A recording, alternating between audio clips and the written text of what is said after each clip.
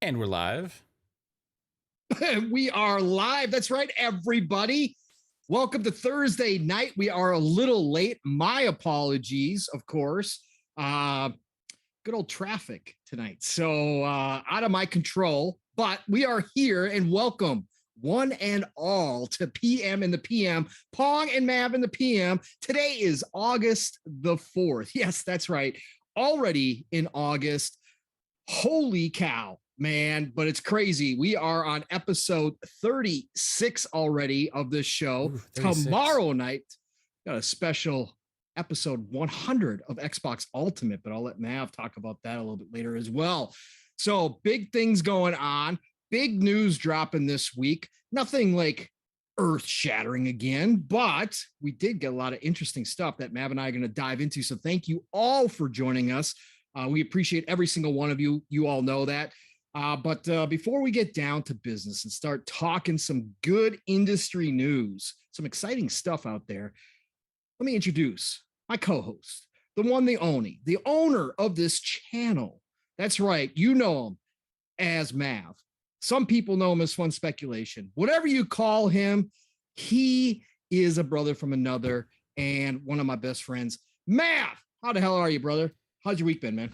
Doing fantastic. It's been a whirlwind of a week, man. A lot of crazy stuff going on right now. You know what I mean? There's behind the scenes. It's been absolutely a blast kind of a week also. I'll say that. But yeah, dude, just been chilling. I've been playing some Far Cry 6. Got back into that finally. Game is so freaking massive, dude. Like, very nice. There's so much stuff to do, and it's gorgeous. And I still love that game. Wait, Ubisoft makes a... Oh, my mic's not working. No, I can hear you. You can hear me? Yeah, we can hear you. Can you hear me now? Yeah. Can you hear me now? I can hear you the same every step of the way. Okay, so my mute button is not working on my mic. Okay, I'm gonna have to be aware of that. All right. No, I was gonna say is you're shocking me here that Ubisoft makes large games. Is that what you're saying? Yeah, they do make large games. That, you know, the Far Cry formula really works with Far Cry. You know, it does. So it does. I don't know about some of the other franchises, you know, but Far Cry formula works really well with that. And you know, I mean, that's a game that came out, what was it, late last year, but still having a blast with it. And lots of other random games, just dilly dallying and playing some stuff. But yeah, more just excited about tomorrow as well, you know, because we have our 100th episode, which is crazy for me to even say this, Pong. 100 episodes of a podcast. We started a little over 2 years ago, right? And you've been here with it since the 20s at some point, I think. Yeah, about 75% of it. Yeah. Yeah. And it's been a blast. But yeah, I'm really looking forward to tomorrow night. I think it's going to be a special kind of time, you know, kind of a look back at things over the last 2 years on the channel. And again, thanks to all the people that have always tuned into everything we got going on here, all the new people as well, all the channel members, everybody just checking stuff out, dude. It's been absolutely more than I could ever anticipated so far. So more and more years to come. But how has your week been yourself, bro? Life just keeps coming at you, man. It's just one of those things, brother. So big smiles. And Kaitlin, no, I'm not going crazy. Right now, my mic says I am muted and it won't come off of that. I got a red ring there. So I'm not going crazy. Anyways, my week has been been pretty wild and wacky. But even crazier is that with all this Saints Row talk, and of course you and I have been in DMs, and of course, I have zero interest in the new Saints Row coming out, but I started thinking about Saints Row again. And I'm like, you know what? Let's download Saints Row 2. So I downloaded Saints Row 2, and I started rocking out on Saints Row 2. And my God, is that fucking fun. Yeah. My daughter actually, I shouldn't even say this, but my daughter's actually really likes the Saints Row games. Yeah, the earlier ones, like the old school ones. You know what I mean? Yeah. Those still are pretty raunchy. Wow. All right. Anyways, she does. I know. So I was rocking out in Saints Row 2, and then of course the sale came along this week, and I've held off buying Saints Row the Third Remastered since it dropped. And it's always been on sale, and I know it's got its issues. It does crash from time to time.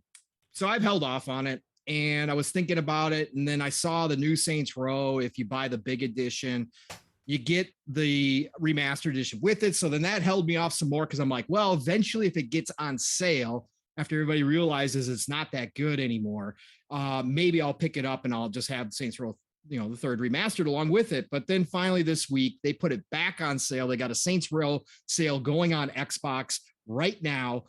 So it was back down to $10. And I was like, screw it. I haven't played Saints Row Third in a long time. Let's pop it back in. So I picked up the remastered, and my God, just having an absolute blast. And the soundtrack, brother, I completely forgot that they really did go after Grand Theft Auto. Like, they tried their damnedest to go 1-for-1 with Grand Theft Auto in most areas. And like the soundtrack is unbelievable. And I don't know how they kept all the licensing or whatever the case may be, but I posted a video yesterday on my Twitter account flying around in a stolen jet, listening Return to the Mac. Bringing me all the way back to 1996. Yes, bringing me back to 1996 all over again. But having an absolute blast in Saints Row the Third Remastered this week. That's pretty much been the extent of my gaming. Has it increased your excitement at all for the new Saints Row game, or is it actually like made you like less excited about it? Less excited. Right. Because I'm watching all this and I'm listening to the dialogue, and the dialogue is so well done. Like the actors, again, they were going after Grand Theft Auto. Like THQ thought that they would compete with Grand Theft Auto at one point, and you could tell they pumped a lot of money. Acting, writing, phenomenal. I found myself laughing out loud again, and I was listening to what they're saying and how it's all presented, and knowing full well in 2022 they are going the complete opposite. Well, I shouldn't say the complete opposite. They're still going to have some stuff in there, but the fact that they're going with this Gen Z kids, like, they're not going to talk like these guys talk. Okay. They're just not. And so for me, it makes me less excited. Right. It is. And like I said, like I always say, even when I say that, hey, I'm disappointed that I just don't think it's going to be that good, it doesn't interest me. I still, again, if there's people out there that want to play this, I'm going to watch people play it. I'll probably watch you play, because I know you're going to have it day one. I'll watch it. Maybe it'll catch me off guard. Maybe you're like, okay, actually, you know what? This is pretty cool. Let me go get it. I'm going to give it a chance that way. But even when I say that I'm not interested in something, I'm still happy that a new generation gets a Saints Row. And if it turns out to be really good, even better, even if it's not for me at the end of the day, if a lot of people love this game and Saints Row is back, cool. That's fine. I've got Saints 3 the remastered. I got Saints Row 2 if I really want to go back. It is old, but it's still fun. It sold me though. Like I didn't know what to think about the game, and like a lot of the stuff that like a lot of people have problems with, it doesn't bother me. Whatever. I'm gonna play it and experience it. The what sold me was the gameplay presentation. They had like a live stream where they did like an in-depth walkthrough, and they kept showing a bunch of gameplay and stuff. And when I saw that, I was like, okay, like this game is now officially, I have a hype level for it. So especially with this year, there's not that many big games coming, period. Right? We have God of War Ragnarok's coming, unless it gets delayed. I don't think it will, but I'm just throwing it out there. Everything, you can never count on any release dates right now. No. Saints Row's coming soon, so that one seems the most likely not to be delayed, just because I think it would have already been announced at this point, right? Yeah. No, Gotham Knights is coming. Hogwarts, hopefully still. Well, did they delay Hogwarts into 2023, or is that still that December? That's December. Still December. But there was rumors, right? So. Yeah.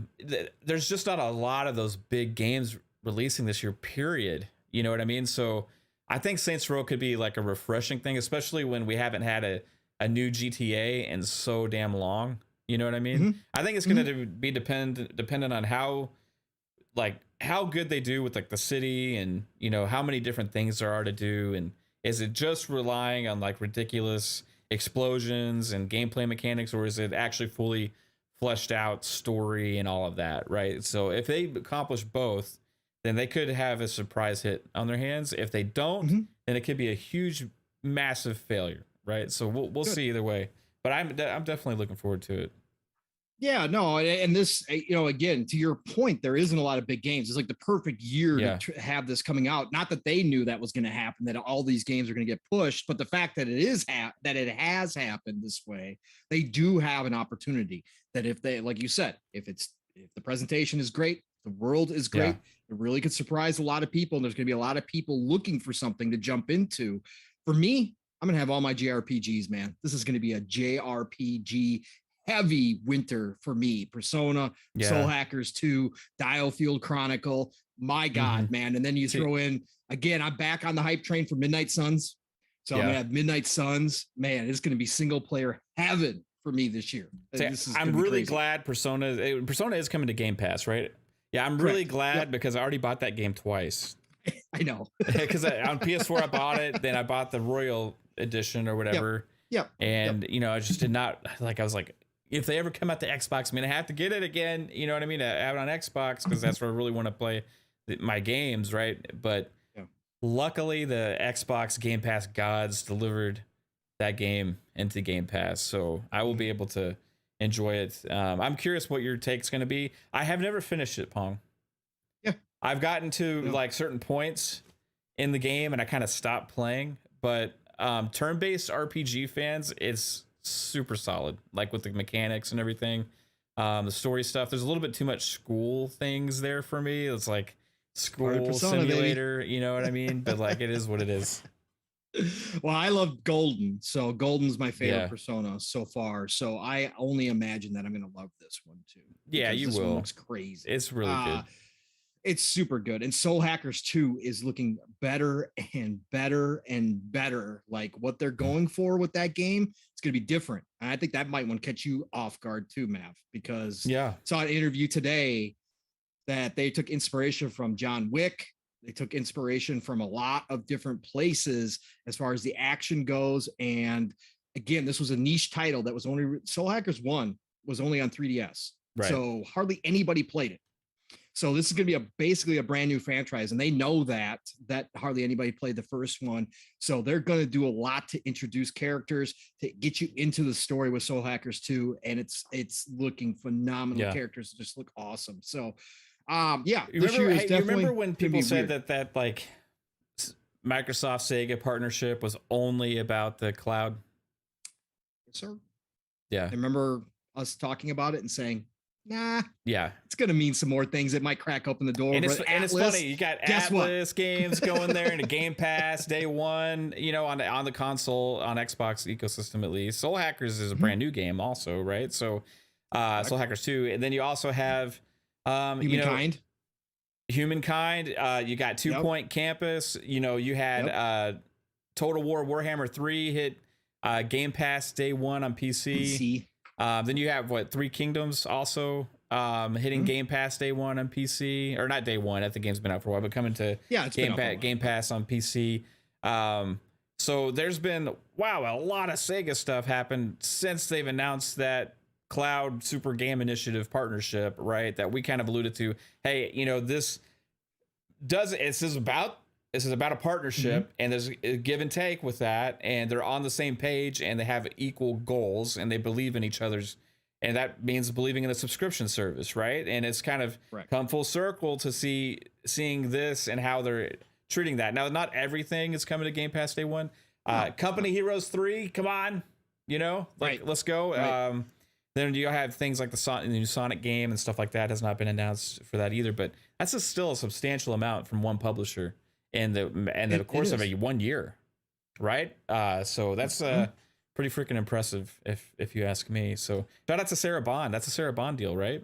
So Sarah Bond deal for sure. She took the lead on that one. That was all her over there. So like you said, Mav. Again, we talked about it here that as a partnership goes, we already know Sega and Xbox are close. They've been that way for a long time. But whenever you see one of these deals go through between two companies that really like each other, there's more to it than just what we see front facing. Yes, of course, what they said was real. What they talked about was the meat of the deal. but it's all the little side dishes that came along with that probably happened in the back rooms that they finally said, look, we'll help you. And we're going to do this for this, but we do want to see some movement on the Atlas side. We'd like to see a couple more PC games come to Game Pass. And oh, by the way, do you have any other stuff that you could probably bring over to console if you put some effort into it? Maybe we'll help you out a little bit there. Oh, Humankind? Yeah, bring it on over. Yeah. Bring it on over. So I think I forgot that was Sega for a minute too, you know? Yep, it sure was. So I definitely believe that. And speaking of company heroes, did you see a little nugget this week too? Commandos 3 remake is coming to Xbox. I did. Well, yeah. Calypso, shout out to Calypso. I have given them shout outs previously. Love Calypso because they are one of those publishers who believes in bringing the PC games to console, and they do a fantastic job transferring them. And we are getting Commandos 3 remake HD coming to Xbox, which is just that's one thing awesome. I'll criticize Xbox and Sega for. If people like Calypso can do it, then you can too. Come on, you know what I mean? Age of Empires, Company Heroes, you know, you got your Total War, and Total War games may be a stretch. I could potentially see that, you know what I mean? But like, I think they can pull it off. I think they could too. Overall, there's so many great RTSs that just skip console. And I'll also say EA. You used to be one of the best in the genre, and you have just disappeared off the face of the earth. And come back, you know, come back to RTS and bring Command & Conquer back. Bring it to both. Let's go. I'm sick of waiting for the next great RTS from one of those studios. We need to do that. We need for sure to have them do that because goddamn, going back and replaying those again, they still hold up to this day. Lord of the Rings Battle for Middle Earth 2. I was playing it the other day on stream. Oh my gosh, dude. Like it's so freaking good. It's so good. That and Command & Conquer Red Alert 3. I mean, Supreme Commander 2 was not them, but it was another great one back in the day. It's just, I love the genre. It works on console if they get the controls right. There's been several examples of doing it. And then you have big publishers skipping, and you have small publishers doing it. Doesn't make any damn sense. Doesn't make any damn sense. But you know what? Blizzard winds up being, the acquisition goes through. They bring back StarCraft and put it on console. I'll be one freaking happy camper. So let's cross our fingers. And yes, Mr. Joanna Dark, I've been looking at Hard West 2. I've been watching some of the videos of that. It looks absolutely ridiculously good. I love the Wild Wild West setting, and so I definitely want to check that out for sure.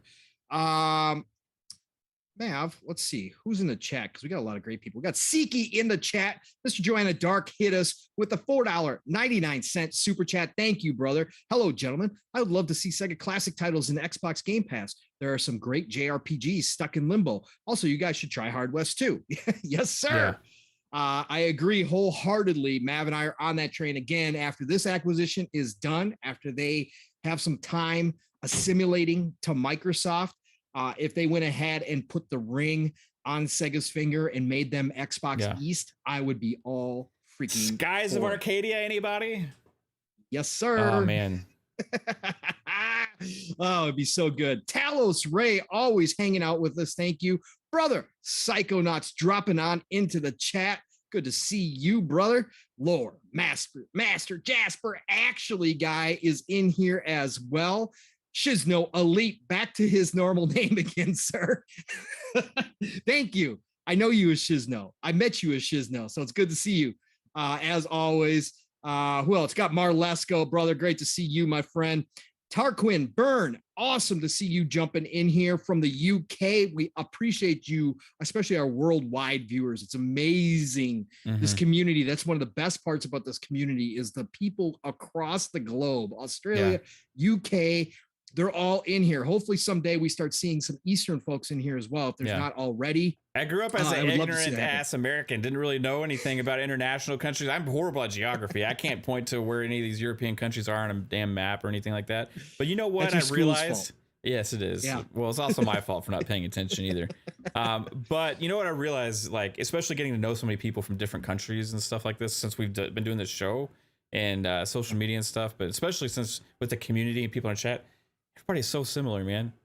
You know, it's like all people are like the same everywhere. It's just, you know, politics are different, governments are different and stuff like that. You know, you got but a lot of morals and social things or people dealing with the same shit everywhere, man. You know what I mean? And it's like, it's great to have so many friends and people from so many different places that you can talk to. You know what I mean? Friends from the UK, Jamaica, freaking Dominican Republic. You got freaking Poland.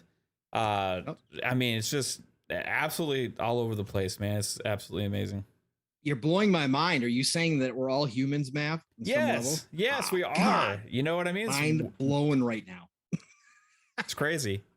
It is crazy though. It is. It absolutely is. Again, ever since I jumped, I had people from other countries that I spoke to on social media previously in a previous life and elsewhere. But when I jumped into this community, it's so different. Because there's so much of this is a true melting pot community from all over, because everybody comes here for the passion of video games. It's absolutely insane. I love it. Andrew Cullinane, great to see you as always. Tony Grasso is in the house as per usual. Kaitlin, the beautiful Kaitlin, always good to see you, and it was good to see you behind the scenes. I miss your face. Ardhi M, great to see you as well. Ray Oid is checking us out as he is wont to do, or she is wont to do. They are wont to do. Arsonist, great to see you, brother. Been too long, man. Been too long. Jigga J, brother, you know what it is. Great to see you in here hanging out with us as well. Who else? We got anybody else? Dr. Dinglenut is in the house. We wouldn't have a show without Dr. Dinglenut being here. Casino with a K. Awesome to see you, Casino. Thank you for dropping in here and checking us out. Appreciate that. RWK88, a popular member in our chats all the time. Good to see you. Jay Rembert, always a pleasure to have you and your name pop up in our chats as well. I think I grabbed everybody, unless somebody jumped. Oh, Razor NZ, of course, showing up. Morning, everyone. I believe Razor at the NZ is for New Zealand, so it would be morning there. Love to see that as well. Thank you again for dropping in here. Drunken Donut, I love that name. Drunken, great to see you. I hope you're having a donut while you're drinking, although that's a bad combination. I've tried it before. Froggy T Wright is in the house as well. Thank you very much. A lot of amazing people in here right now. So man, whoa, Alvin! He doesn't just stop by and say hi. He walks into the chat with a $10 super chat. Pong, Mav, Kaitlin, FS crew, and chat. I know this is random, but I'm 84 hours into Ghost of Tsushima, and it might end up being on my Mount Rushmore. Thanks for the show, guys.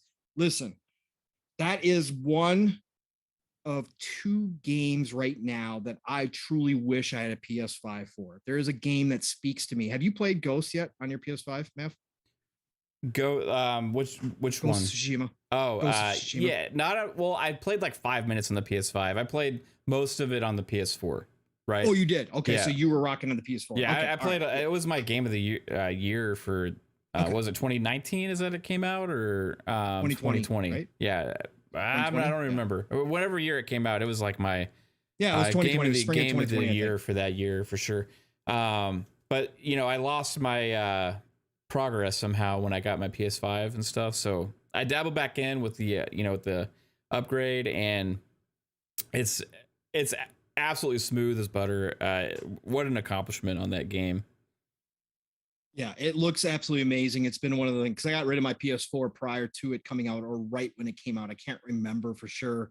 And so I just never got a chance to play it. But that game always looks phenomenal. It's exactly what I love about video games. So that is one. Masshole 1977 jumping in here as well, catching us before we get into our main topics of the evening.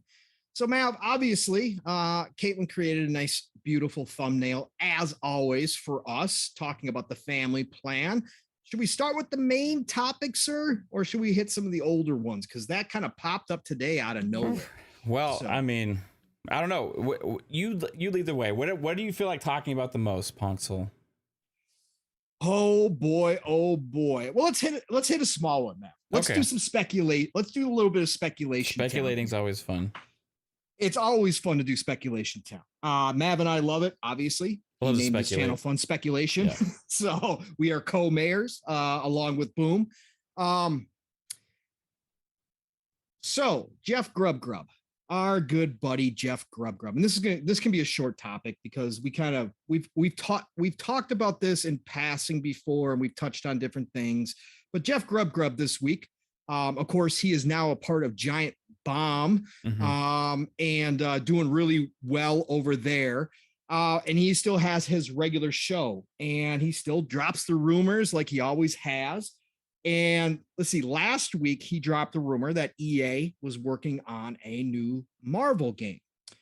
And then he came out this week and said that he's gotten word that there could be a second Marvel single player game in the works. Of course, the first one was Black Panther. Right. And so now the second one, he says there's a second one. And Tom Henderson also popped up and said that he heard, but he has not been able to verify. So take this all with a grain of salt, a dump truck of salt at this point. However, we have touched on this idea before that this second Marvel game could be the single player Iron Man game that we've all talked about, Matt.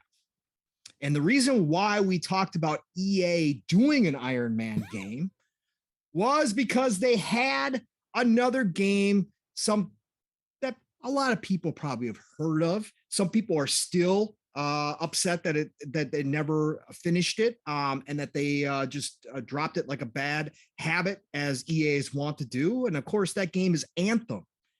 And because Anthem had power suits in which you flew around in and also landed, and you had weapon systems, and it was some of the best flying that we've had in a video game when it comes to a type of suit, well, that fits right in with Iron Man, doesn't it, Mav?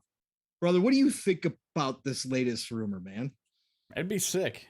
You know, again, like if it's EA, right? Which is what the rumor is, right? So that still concerns me a little bit, just because EA's history, you know, with several different things. You know, we saw what happened when they launched Battlefront 2 originally, and then they had to reverse course a lot of that stuff.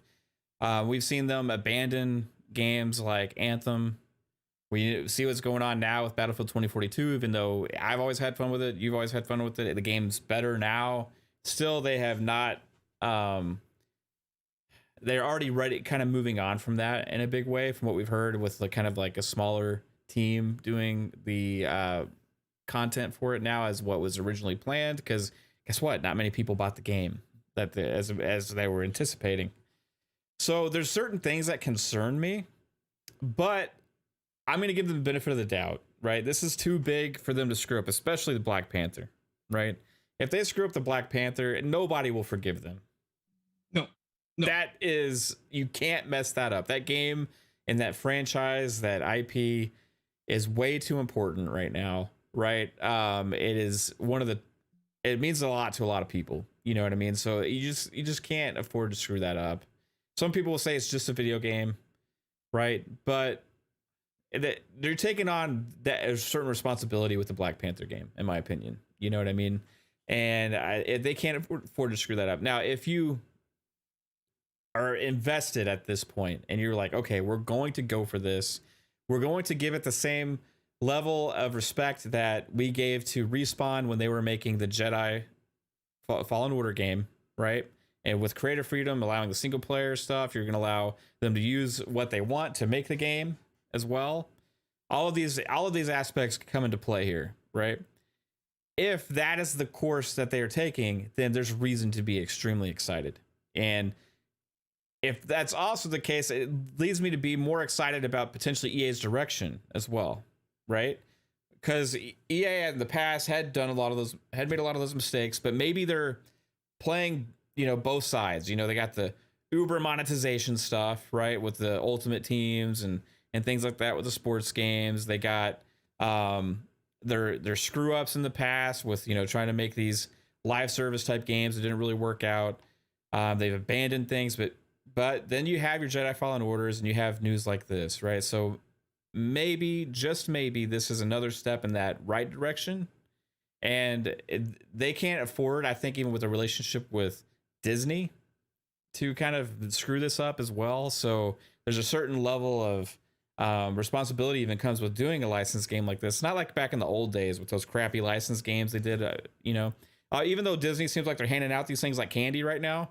It's like, hey, anybody wants to make a game, come make it, like we got this IP, we got this IP. Hey, you're the highest bidder for this or whatever. I don't know how the business side works, but they also seem like they do have a level of quality control. At least Lucasfilms does, right? We heard what happened with the KOTOR remake, so we'll see how this pans out. If it's an Iron Man game, though, if this is actually true and they're using Anthem, it's base technology and everything, that is even more incredibly exciting. Because what did everybody say when they played Anthem and saw Anthem and felt Anthem? It was like it's like Iron Man, right?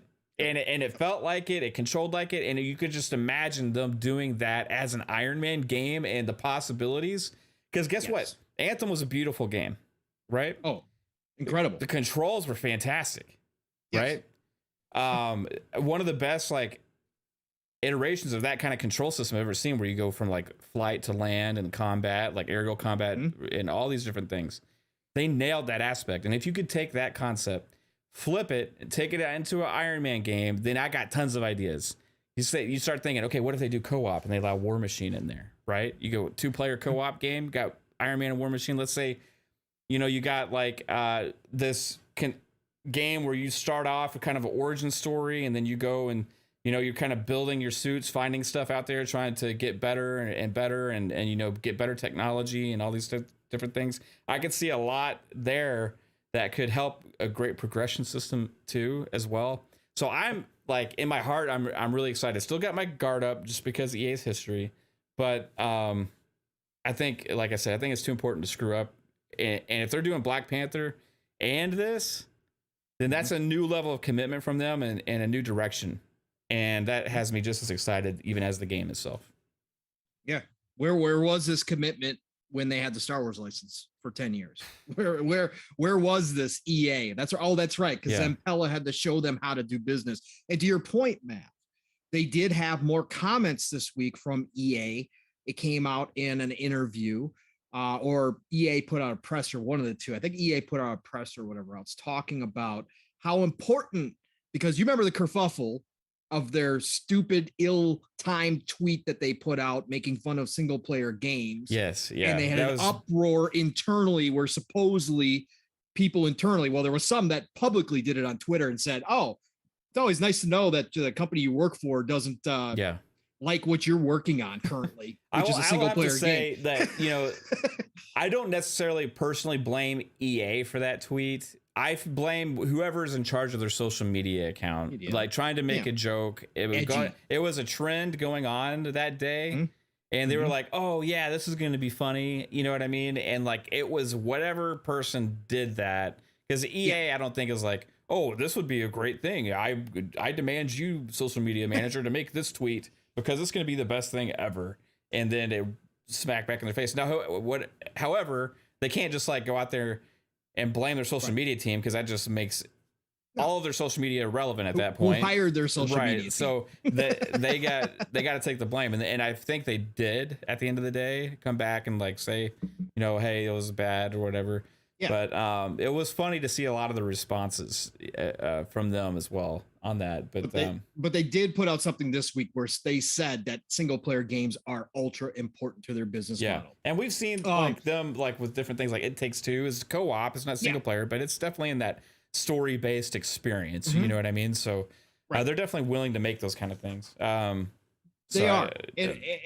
And I just, I don't know, man. You bring up a good point, and we talked about it when we talked about Black Panther too, right? It is vital that they get Black Panther right for so many different reasons. It's not an IP that you can screw up and get away with. You're going to be thrown to the fire immediately. Oh yeah. If they released a Black Panther game and it was a really bad game, they will be crucified. They will be. But I think to the Iron Man point, if this turns out to be real. And again, Grub did not say this. It was Tom Henderson, who does also get pretty good information from time to time, but he said he could not verify it. But if this does turn out to be Iron Man, EA has to use the Anthem tech, what they learned in making Anthem, because again, I agree with you wholeheartedly, and I see people in the chat. There's no Elite still plays Anthem to this day. I beat the game, the content that was there. I beat it all as well. I went back to it and replayed it again because it is that good. If they do an Iron Man game and they ignore the fact that they have some of the best mechanics that are perfectly suited for Iron Man, that would be another gigantic hit. Like if they come out and the flying is like terrible, it'll be like, what? What do you guys happened to all that other stuff? Just reskin Anthem. Just reskin Anthem. That's Anthem all you gotta 2.0 was Iron Man all along. We just didn't know. Right. Build new environments so it matches Iron Man. Build new enemies so it matches Iron Man. That's all you have to do. Yeah. And obviously build out the world more than you allowed BioWare to do before you forced that game out the door before it was ready. Yeah. Like a bunch of morons that you can be. Yeah, and that's the point that it worries me like about with EA. Yeah. Like what kind of game will it be, right? Is it going to be that single player experience? Is it going to be like a 2-player co-op story-based game? Or is it going to be like a live service Anthem style, Destiny like Avengers like type experience, right? Being that it's based on Iron Man, if that's what the game is, Iron Man, I would tend to believe it'd be more of a story-based experience. I'm more isolated. Not to say that there wouldn't be some kind of multiplayer component or co-op, but like it's way different than like an Avengers type game, right? So I think that would go a long way if they could do Black Panther that way and do Iron Man, and that would be what I want to see from EA, and they would be like on the right track, you know? Yeah, I think that's our greatest hope right now. Yeah. Our greatest hope is that they can continue to put together teams that put out great single player content that shows EA that those two things, the monetize, the multiplayer, the games as a service, can coexist alongside a whole nother branch with a publisher as big as EA that just specifically focuses on single player experiences, that both of those things can coexist. Both of them can make you money. Both of them can make you extremely popular with different fan bases if you do things the right way. And I think that that's our greatest hope, because if EA can figure it out, again, there's no question. EA's been around for a long time, that they actually can become a powerhouse publisher again, where a lot of our doubts, now they got other things to fix, you know, the sports is a whole other topic, but if they can get this right, it will change some people's minds about the trajectory of where EA is going down the future and how confident we can be in their games when they announce them. Because like you said, I think for most of us, Mav, you speak for most of us, there's a lot of trepidation when EA announces a game like this, a new IP or, you know, existing licensed IP, because of what we've seen in the past time and time again. And hopefully Zampella has straightened everything out over on the Battlefield side, and they can come out with another great Battlefield game, and that will solve a lot of problems as well. But this is important. Again, Black Panther is going to be the first test. If the secondary game is real, no matter what it is, if it's Iron Man or if it's something, if it's another Marvel IP, whatever it is, if they can produce those two back to back, if Jedi, the new Jedi Fallen Order, Jedi, oh God, I just lost the name. Jedi Survivor. Thank you. If that comes out and hits as it should, it will just take Jedi Fallen Order and above. Yeah. Respawn. Then you're on now. All of a sudden, you're starting to build a track record again. And that's what we want to see out of EA. Could you imagine if they had like 3 years in a row and they released a solid Jedi's, the Jedi Survivor, and then a Black Panther, and then the following year like Iron Man, that's what I'm saying, and all of them like clicked and were good? That's a brand new identity for EA right off the bat, there. Correct. Exactly. But they got to give them time. Here's the thing. Like, what if they're like, okay, we need to have this for this fiscal year, blah, blah, blah. Damned be whatever. It's got to launch, right? And the devs are like, hey, we need 6 months at least. So we need 6 more months. Like, you got 6 weeks, you know? But we've heard that before. Yeah, exactly. Right. Yeah, they can't do that anymore. No, they can't do that anymore. I'm hoping Battlefield taught them that lesson, right? Because if they want to sell these games for $70, for solid, complete experiences, they need to have that experience be complete, be solid, be as bug-free as possible, and just be damn good quality games, right?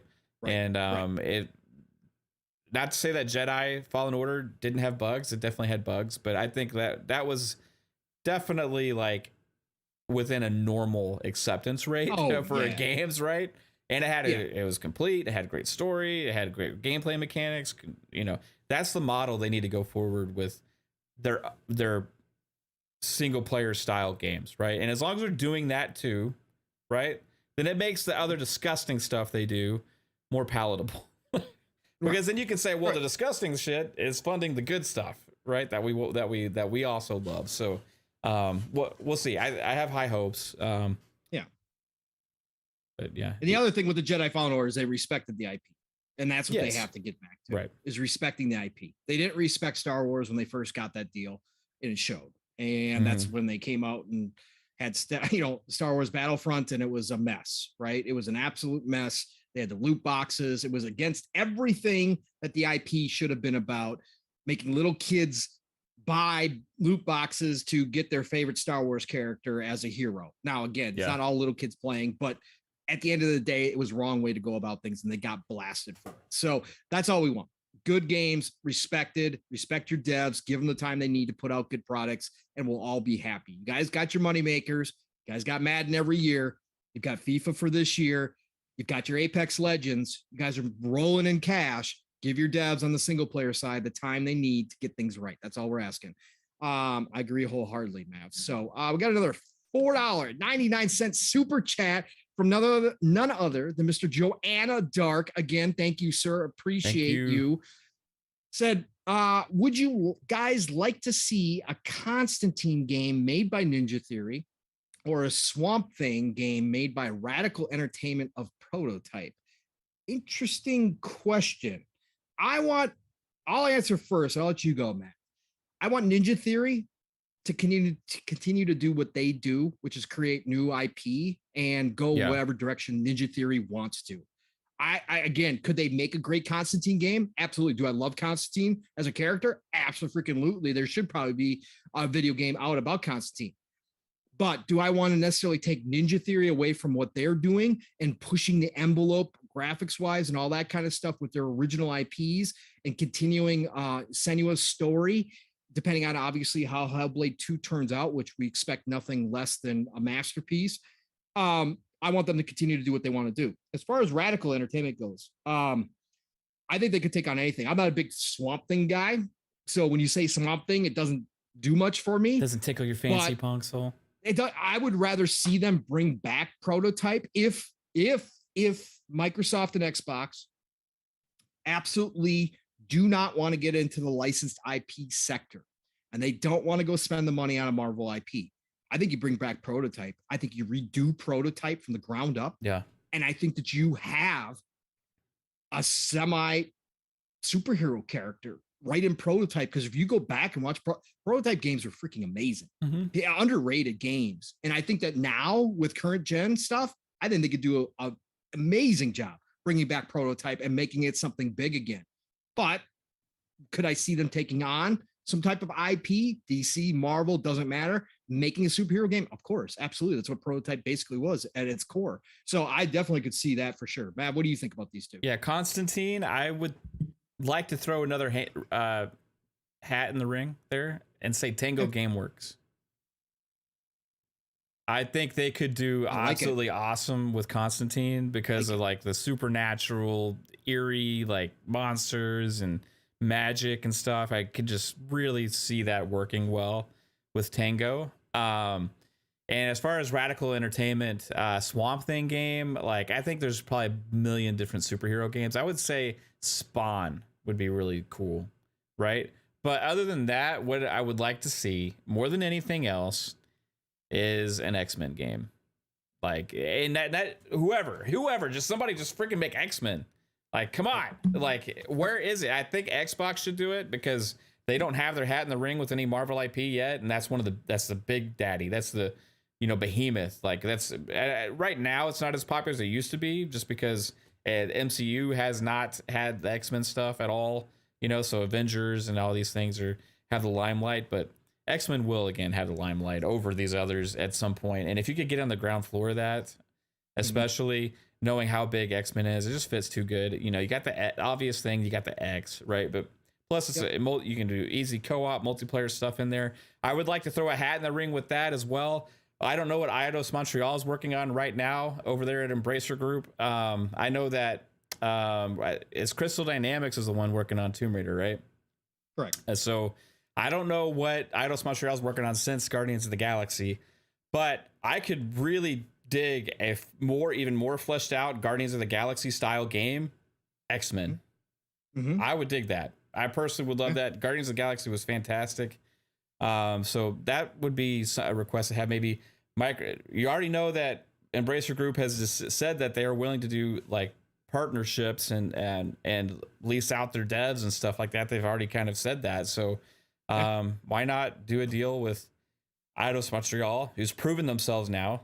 Not maybe Eidos Montreal doesn't want to do that because according to some of the comments from former founder, it's not necessarily what they had talked about, you know what I mean, wanting to do. But being that they've had such good success with Guardians now as far as quality goes, an X-Men game would just be pretty fantastic.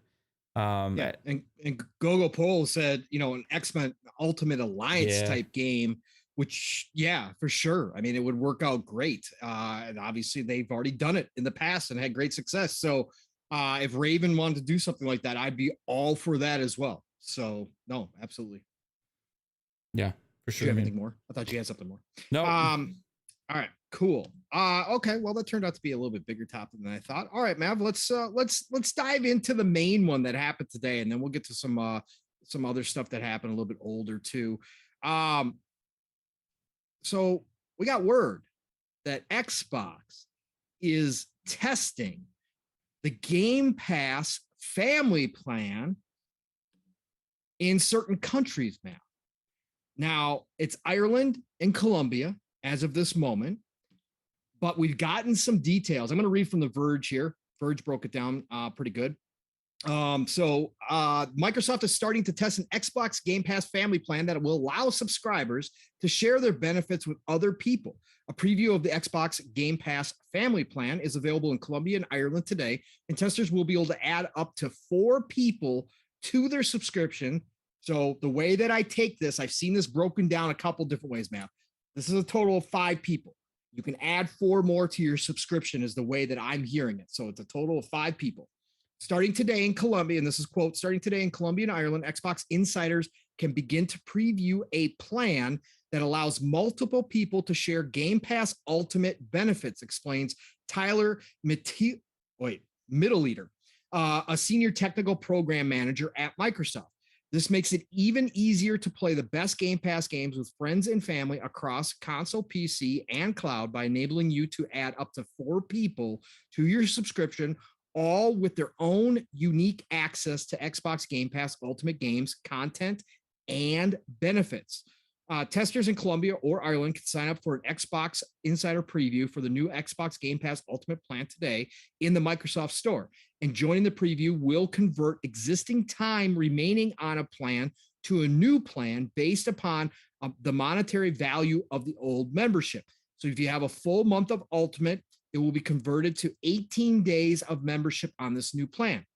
Users in Ireland are currently being offered a preview version of this new family plan for 21.99 euros per month, which comes out to $25, roughly $25. It'd be $24.99, somewhere in that neighborhood, US dollars. Once testers have signed up on this new plan, they can then head over to Microsoft account page and send for invites via email or generate links to share with friends and family. Microsoft has been rumored to be contemplating a family plan for Xbox Game Pass for quite some time, and this preview shows it's getting ready to test how Xbox Game Pass Ultimate sharing would work more broadly. Again, shout out to Jez. A lot of the articles didn't give him credit. Jez broke this story. If you guys remember, he wrote a big article for Windows Central. So shout out to Jez for being the first one on this. Yeah, that was Microsoft a while back too. That was a while back. I think it was April, wasn't it? Or something like that, or even further. Yeah, it was a while back. I don't remember, but it was big news when it broke. It was big news. Microsoft currently offers Game Pass, Xbox Game Pass or PC Game Pass for $9.99 a month. Neither includes online multiplayer capabilities, but you can upgrade to Xbox Game Pass Ultimate for $14.99. This unlocks Game Pass for console, PC, EA Play Access, and online multiplayer. So, man, this has been rumored again. Jez is the first one who kind of broke this story. This has been something that you yourself have been clamoring for a long time in your own household. It's something that will obviously save you money. We know, brother of another Fuzzy, he's got the similar situation. He's got, multiple accounts that he has to pay for monthly in the same household because of his boys. So this is a big deal to a lot of people. It's not going to affect me at all, but this is a big deal to a lot of people. And if this pricing point sticks, man, 5 people for $25 a month, $28 a month, whatever with tax, whatever you want to say, comes out between $5 and $7 per person on your Xbox Game Pass Ultimate subscription. It's not limited to household consoles. This is anybody within the same country, is according to some of the articles I read, which makes sense, obviously.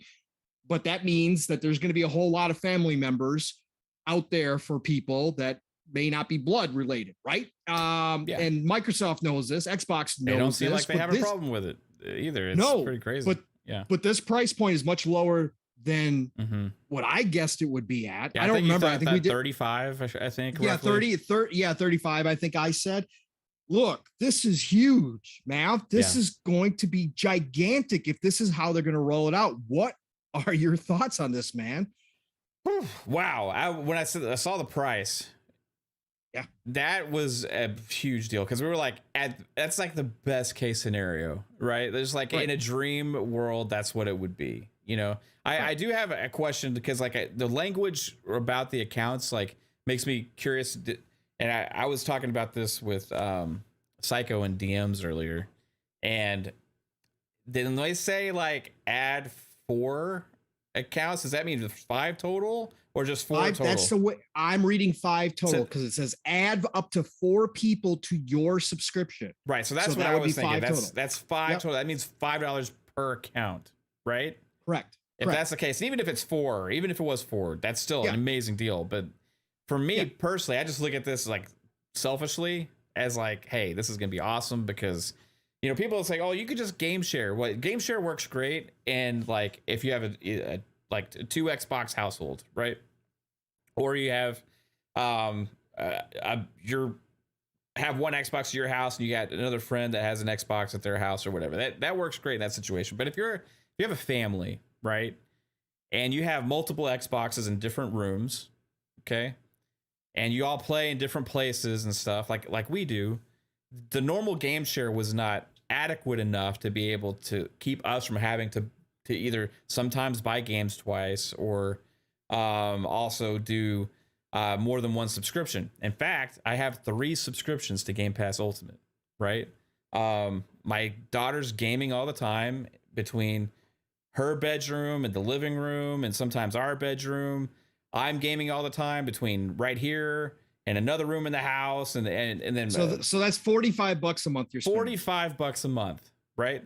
This just saves me $20 a month. Plus, if I got 2 other friends out there that are just only have one Xbox in their house, I can add them to it, right? Like my brother, right? They got one Xbox in their house. I could add him to that, right? And guess what? Like, cool. Like, it's not costing me anything. You know what I mean? So it's monumental. Now, what I think the benefit also from Xbox, because people are going to say, well, this is going to affect their income. It's going to affect the amount of money they're making. I think it's going to increase the amount of money they're making. Because guess what? They're going to have a lot more people getting access to these Game Pass games than they have before. Now, they may get some immediate cancellations from people like that are going to use this game sharing thing. And they even alluded to this in the FAQs thing and on their forums and stuff, like about, hey, they're trying to make it easier for people to be able to cancel and get in right away, right? As an added member, because that's going to affect us. I'm going to have to cancel my daughter's account and Caitlin's account, and then add them both to my main account, right? So they're anticipating that's going to happen. But they're also going to say now that if I go and get 2 more people, that's 5 more Game Pass Ultimate subscribers. They are insuring $25 out of the group, right? And then they're getting more people to play all these different games that they're going to make money off of potential microtransactions and DLC and all these other things. And they're getting more people interested in the ecosystem and adding more value, which makes more families out there more interested in picking up an Xbox or diving into the ecosystem via Game Pass on PC or on mobile. Even if you don't have multiple Xboxes, this still has value because you can set up your kid. If you only have one Xbox household, you can set up your kid so that way they can do xCloud or Game Pass on their mobile devices, right? And they don't have to use your account. There's multiple aspects to this that add a lot of value, and it's absolutely astounding. They're on the right track again. Another step ahead in the ball game. Now, Family Plan was long overdue. I think it took way too long for them to actually get this implemented to begin with, because like other subscription services were way on top of this. But they nailed it with the price point. And that price point, like Game Pass Ultimate, to begin with, is already too good to be true, in my opinion. With everything we get, especially everything we know that's coming. But adding this to it, you're getting all these other accounts you can add to your main account for only $10 more. That is absolutely amazing, dude. I think that it's going to undeniably be like, okay, if you got a family of 5, get a Series S, you get Game Pass Ultimate for $25 a month, you're good to go. Now the next step, Pong, is another level to this, is they add that other entertainment categories to the Game Pass subscription, and they'll really have it made there when you add this whole entity together. Satisfy all your entertainment needs. At some point that could be where it's going, but man, $25, dude, I'm still blown away. Like what was your initial reaction you saw that price? Price blew me away, brother. Yeah. Blew me absolutely away. And first of all, shout out to Depka jumping in here. Shout out to Mr. Boomstick, the one and only Double Barrel Gaming, jumping in here. Great to see you, brother. AJH, Don Sicaro. Good to see you. Ilray Tito jumped in here. I saw Brother Fuzzy jump in here. Vic the Click, brother, great to see you jumping in here as well. Listen, the price point, Mav, and I'm going to add to yours too, what you were just talking about. But the price point, number 1, jumped off the page. I'm like, if they are going to, now they're starting in smaller countries, obviously, because they got to test this. I saw some people saying, well, why would you start there? Why would you not start a bunch of like broken stuff out in the with all the no, and they gotta. There's gonna be wrinkles to work out here. There's already some very significant known issues on the page that they already say, like, so there's very early stages for sure too. Very early stages, but this is such a huge deal. If they can keep that price point, if Microsoft themselves, and we know this about Microsoft, again, they're all in on Xbox, right? It does not matter anymore when you have a company like Microsoft that isn't solely dependent or even 75% dependent upon Xbox and the money it makes. They can do this stuff. That's what gives them the advantage. So if they can keep it at this price point now, you're talking about a value proposition that is nearly unheard of at this point. You could take any subscription service out there and take a look at what it offers you. And I would say that, again, you're comparing apples and oranges, but it doesn't matter. When you're talking about in terms of entertainment value, if you have a gaming household or if you have a group of gaming friends, this is off the charts. Xbox Game Pass already is touted by all of us as the best deal in gaming. This takes it to a whole nother level, man. And the next thing I thought of, Mav, and to your point, you were just talking about why would Microsoft do this? Like a lot of people, like when we were talking about it, why would they do this, knowing full well that there's going to be people sharing with friends? It's not going to be just your household. It's not going to be just family. And I guarantee you'll see podcasts and you'll see spaces and stuff where people are going to use that as a talking point. Absolutely. Game Pass isn't selling well. They're pretty much got to give it away to more people, or like some talking points like that.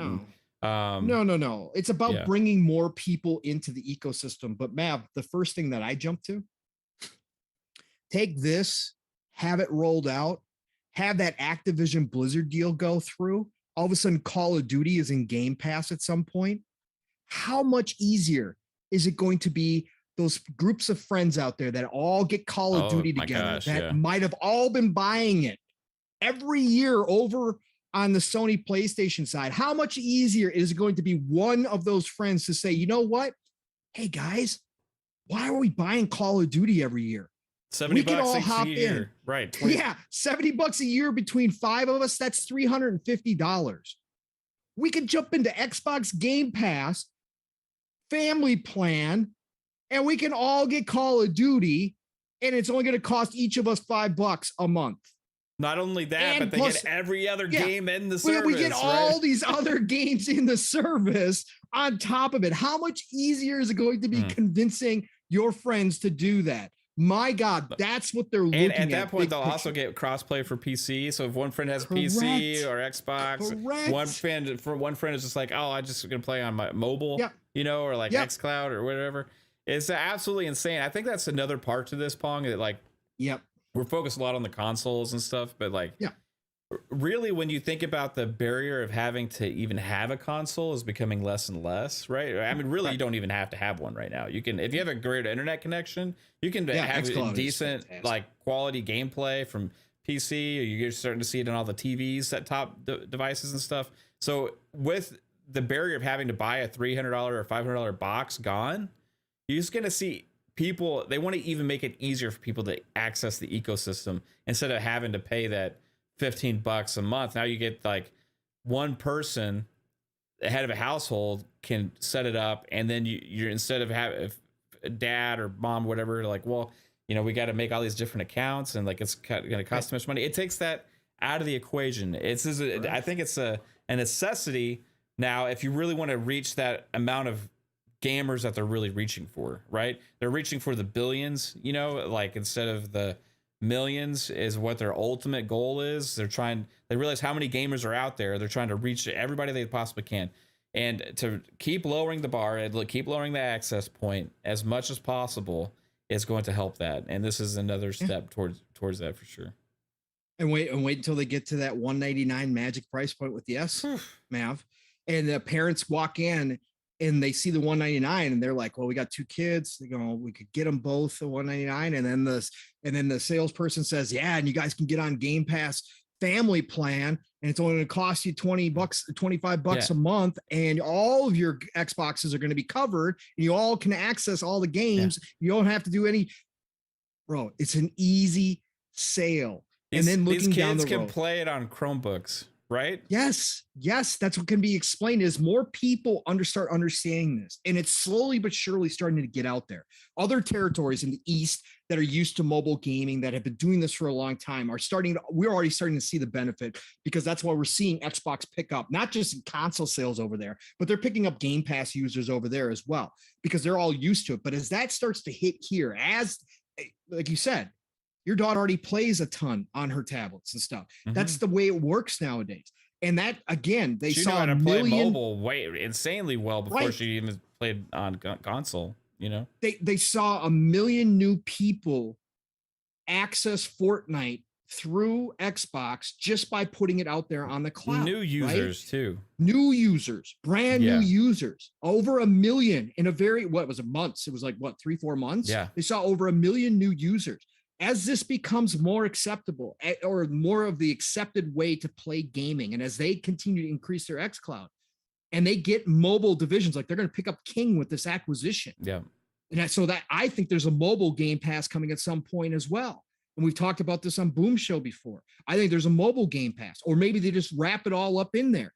But be able to offer this Game Pass, this price point, up to 5 people, is just going to make the sale so much more easy. They are dropping the barrier lower and lower to access the ecosystem. Because to your point, Matt, once somebody's in the ecosystem, once somebody's trying out all of the content, it's so hard to leave because all that stuff. You may show up for 1, 2, 3 different games that you thought you were really interested in. You may show up for that, but then all of a sudden you're trying all of this other content that's out there, all these other games that are out there. And all of a sudden now you're heavily invested.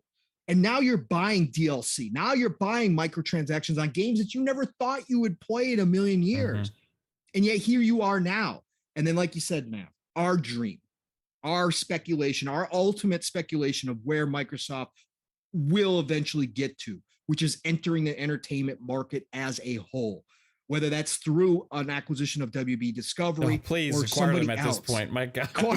I know. And what's going on over there, Mav? That's a whole nother story. I saw something about multiverses. Season 1 indefinitely delayed. I didn't even read that, but that's insane. I read the dev came out and talked and said that they're still getting it ready and they just want to make sure it's right. Okay, so it's not like how the article pinned it off as indefinitely, because not indefinitely. They didn't give us a date. Indefinitely means usually, right? They did not give us a date, but they said assured it's coming. It's just we want to get it right. That's what the dev said. Now, what's going on behind the scenes? All the HBO stuff and everything like that. I'm like, whoa, okay, this is just starting to go into the gaming side here with this, but right, nuts. exactly. And yes, Ray Oid, will they now count family subscribers as 5? Yes, they will absolutely boost their numbers with this. Yeah. 5 accounts. They will absolutely use this to boost their Game Pass numbers, right? It doesn't matter. They will use this to their advantage. But yes, if they enter the entertainment space as a whole, and all of a sudden they now have a movie selection, TV series selection, whatever you want to call it, just like Netflix, and they all of a sudden move into that space and they can offer that as a part of Game Pass Ultimate with this family subscription plan. My God, man, you're talking about total domination. Even if they have to increase the price at some point, let's say $5 a month. Let's say this goes to $30. At that point, when they do that, it's going to be still so much value. Again, talked about this. Right now, it's a recession. People are tightening their belts. It's worldwide. It's hitting other places harder than some places, but everybody's starting to feel the effects. Food prices are up, gas prices, which we've known for a long time, are up. All of this is affecting. People cut out entertainment and hobbies first. That's the first thing to go out the family budget. However, nowadays, if you can offer a subscription service that gives you unparalleled value, you will find a way to keep that monthly cost in your bills. You will find a way. You may cut out other ones. You may not have all the movie channels out there and all their subscription services. But if you're a gamer and and Family Game Pass is available and you've got your kids and they come home every day and they're enjoying it, you're not going to cut that out. And again, if it can fit within the budget with a simple monthly plan, all the easier to work it in each and every single month and stick around and stick with it no matter what happens to your budget. So for me, this is all big part of the master plan, and Microsoft can afford to take the upfront hit that it's going to cost them with people canceling.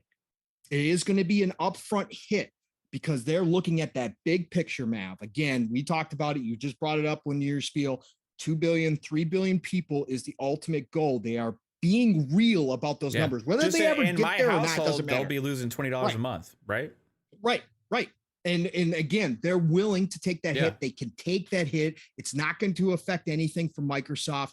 Listen, it's all part of a bigger plan. You sacrifice now for the long term. That's what they're going to do with this, because again, they can see where this is all going. And again, they want to be the trailblazers that they have been from the beginning. They're going to continue to trailblaze and push themselves further and further ahead of any competition that walks into the space like a PlayStation. They want to get so far ahead that there's no catching up, that everybody else is going to have to fight for the leftovers behind them. And that's what they have the ability to do with Microsoft being on board with all of this. This is a huge moment, Mav. If they roll this out worldwide at some point, and it'll be a slow rollout. This is not going to happen everywhere, but I can guarantee you they want to hit the US by the end of the year for holidays. If they can get this done and they can work out all the little wrinkles and they can make this a very smooth transition time, and it makes it very easy when somebody goes to sign up. Listen, they're going for domination here. This is a huge moment in time to offer this. This is going to be big, man. Bigger than we can even imagine right now. Could you imagine the commercials and the advertising you could do for this? Now, I'm not to say that Microsoft will, because they screw this kind of stuff up all the time, but it's so obvious for me. You could do A commercial, 5 accounts, $25, no console required.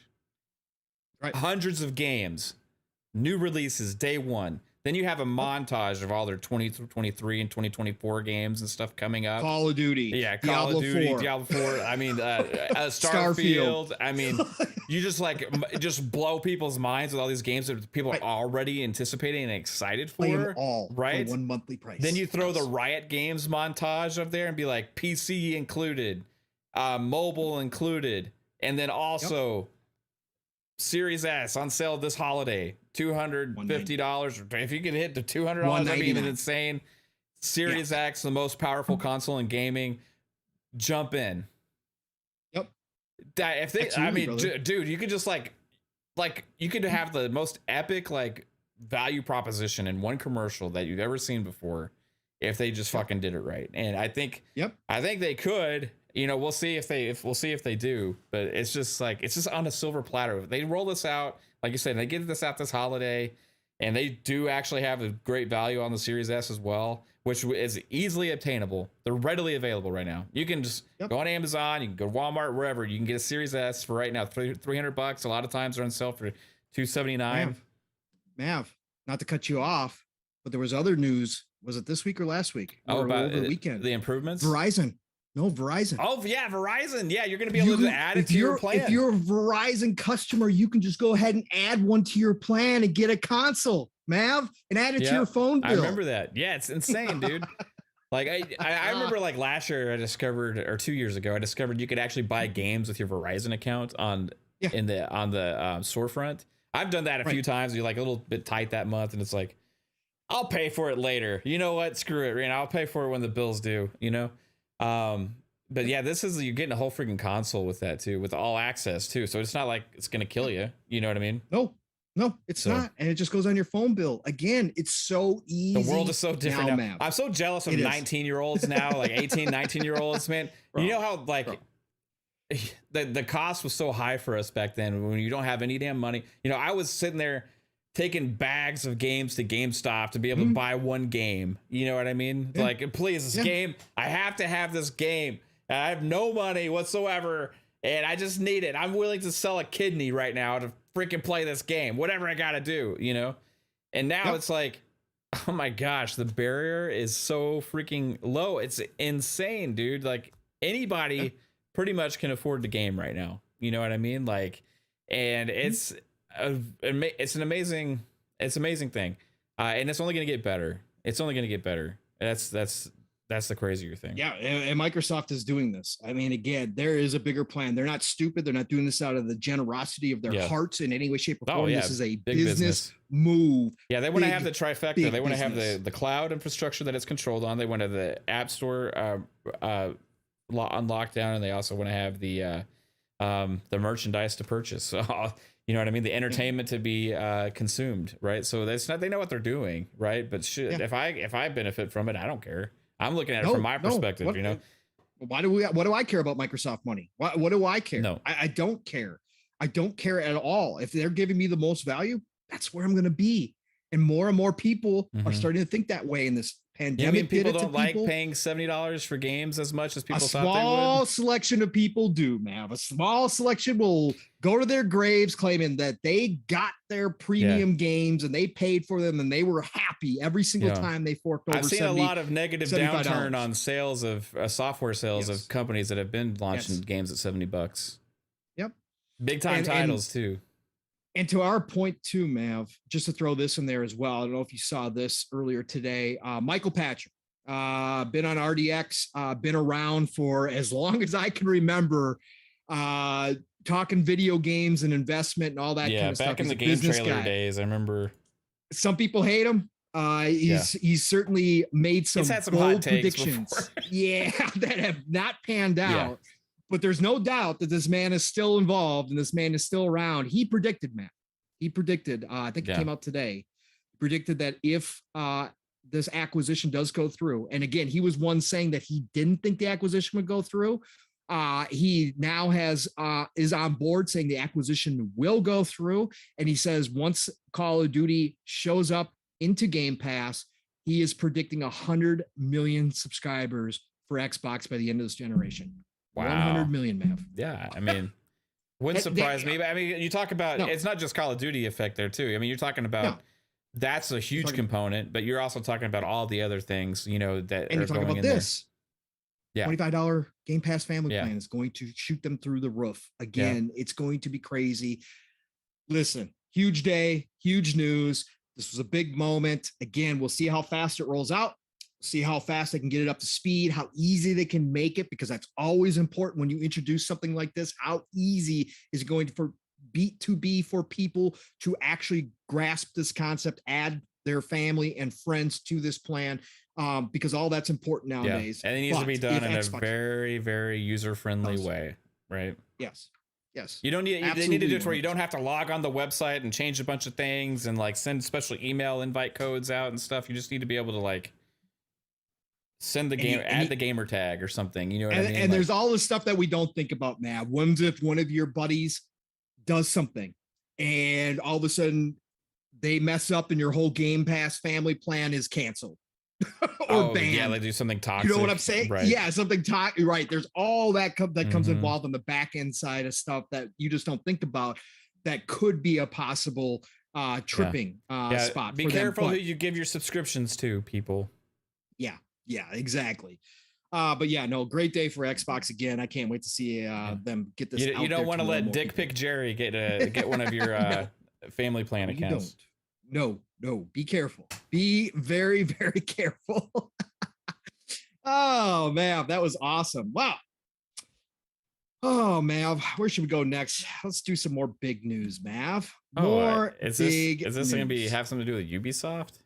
Yeah, this is going to have something to do with Ubisoft. So we heard a few months ago, Yves Guillemot and his family were looking for can you say that name again? Yves Guillemot. Okay. It's a little bit of my French from high school still comes through every once in a while. Yeah. I don't remember anything. Un, deux, trois. I remember un, deux, trois. Yeah, I can do numbers. I can do un peu, which means a little. I remember stupid stuff like that, but not very much. Parlez-vous français? Listen, it came out that they were looking for partners, that they were potentially looking for a money group to come in to help them and invest in their company. And then this morning, it's been kind of quiet and on the that front. And then this morning, Reuters comes out with an article that says, good old Tencent, Mav, the company that nobody wants jumping into this game industry, but they're everywhere. They got kind of pulled back by China a little bit, their home territory. China kind of slapped them around a little bit. So a lot of people thought, well, maybe Tencent will slow down here. And maybe Tencent will kind of, cut back on some of the deals that they've been doing by buying into companies. They haven't been buying up companies per se. They have done that. They bought into some, but they invest in companies. Like they've got a big investment in Epic. They're everywhere, right? They've got their hands on everything. Well, Reuters wrote up an article this morning saying Tencent Holdings, Ltd, plans to raise its stake in French video game group, and this is direct from Reuters, by the way, video game group Ubisoft Entertainment, as the Chinese gaming giant pivots to the global gaming market. For sources with direct knowledge of the matter told Reuters. China's largest social network and gaming firm, which bought a 5% stake in Ubisoft in 2018, has reached out to the French firm's founding Guillemot family and expressed interest in increasing its stake in the firm, the sources said. It is not clear how much more Tencent wants to own in Ubisoft, valued at $5.3 billion, but Tencent aims to become the single largest shareholder of the French company with an additional stake purchase, two of the sources said, speaking on the condition of anonymity. Tencent is hoping to buy a part of the additional stake in Ubisoft, the maker of the blockbusters Assassin's Creed video game franchise, from the Guillemot family, which owns 15% of the firm, three of the sources said. Tencent could offer up to, now this is where it gets serious, folks, Mav has talked about, we've talked about plenty of time. Ubisoft stock, how down it is.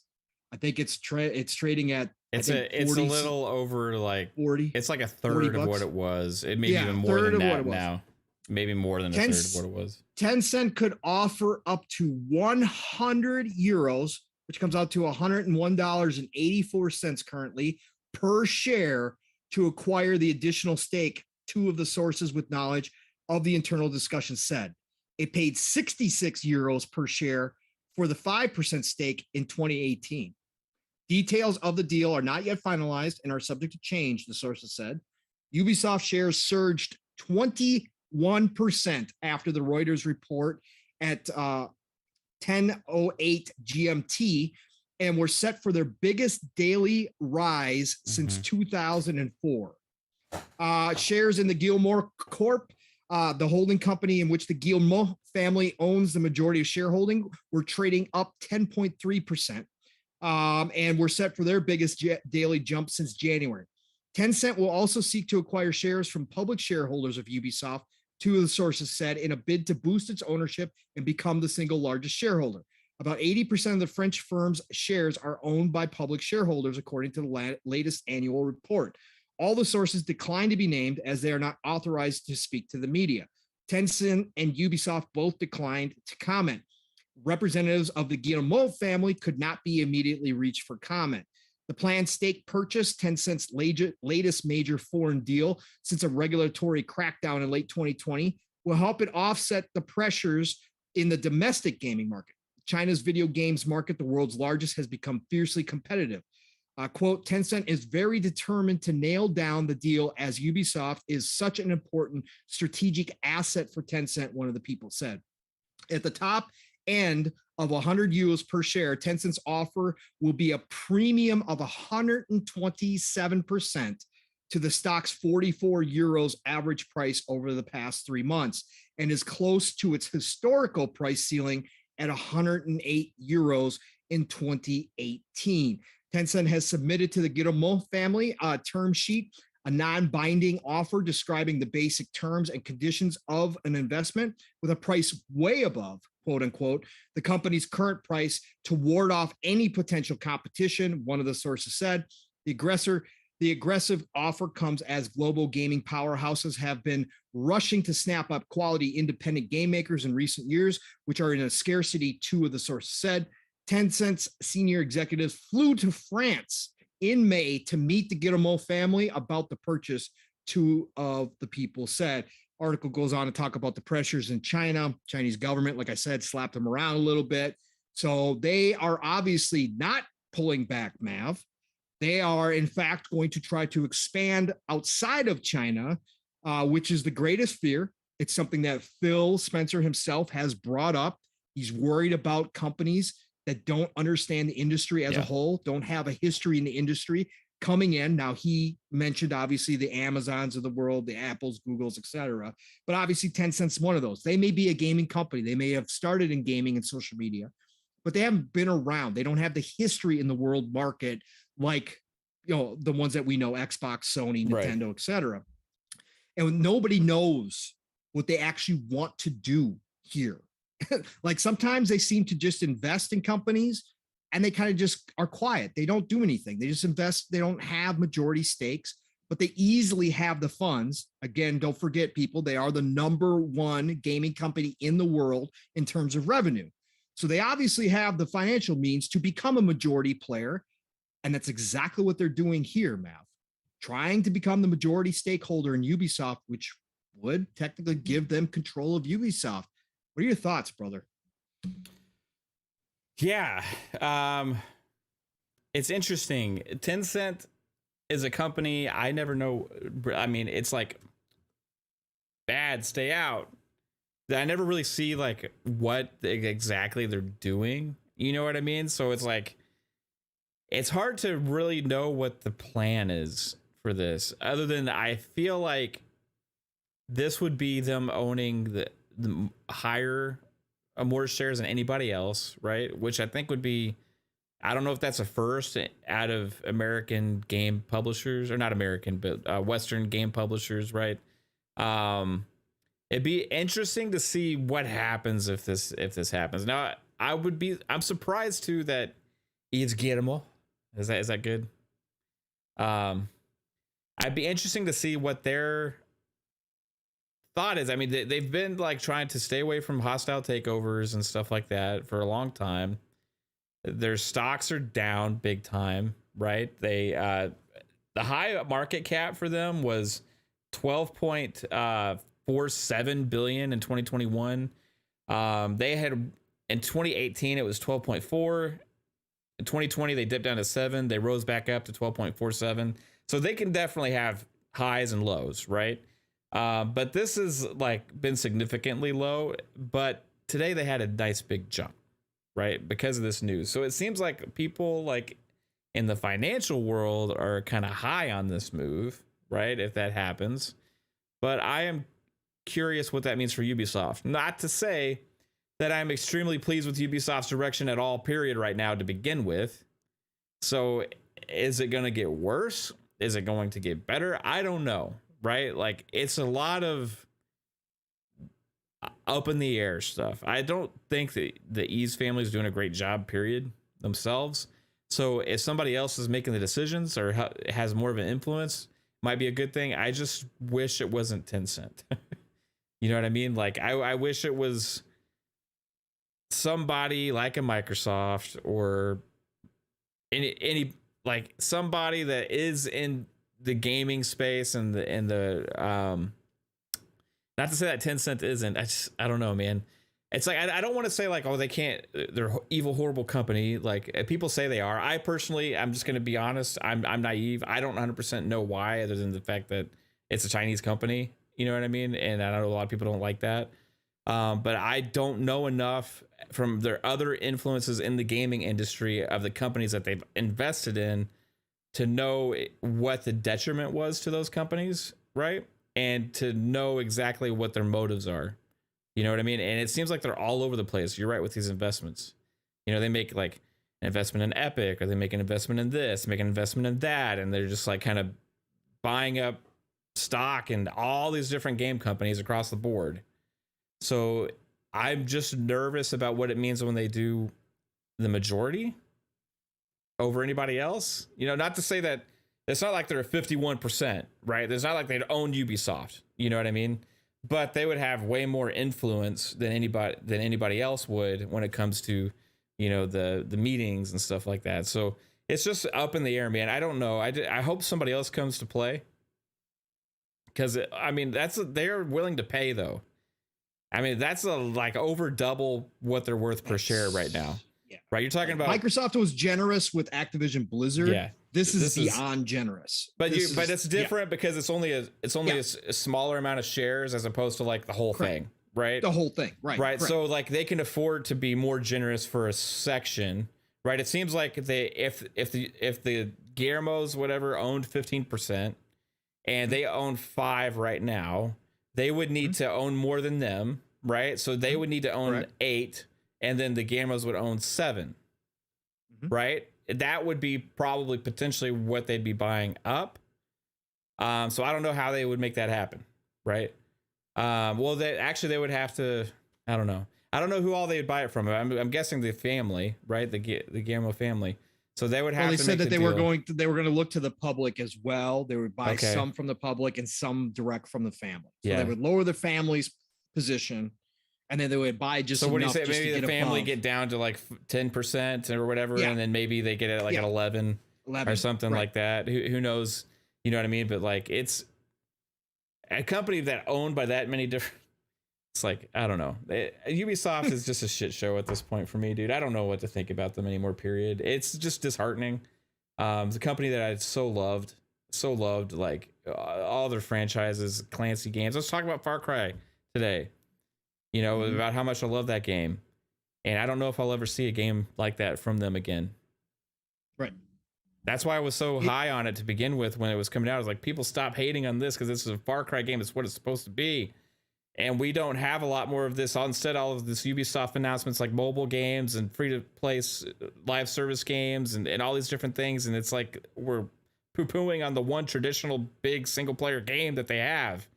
that they have just releasing. Now we're gonna get some Assassin's Creed and stuff like that too. You know, they got the Splinter Cell remake announcement, but man, I'm just worried about, you know, we had those announcement recently of the 4 game cancellations, you know, 2 of them that were just announced. Then we had also more mobile game announcements that are supposed to be coming. And just all of this all together now with Tencent and stuff getting to be potentially become the majority shareholders, just kind of like, it just doesn't seem like it's the same company. You know, It's not. It's they changed their ways. Yeah, they changed their ways, man. That they have. Here's the deal. There's a lot of unknowns here, especially when it comes to Tencent, like you said. We don't know what their ultimate goals are. Yeah. The problem that people have is that any company in China worth its grain of salt is attached to the Chinese government. Mm-hmm. Okay. In some way, shape, or form. And again, we've seen this with cell phone companies. Now we just got news that Huawei was potentially spying on military bases because their technology's in our cell phone towers, and they were spying on military bases in the US.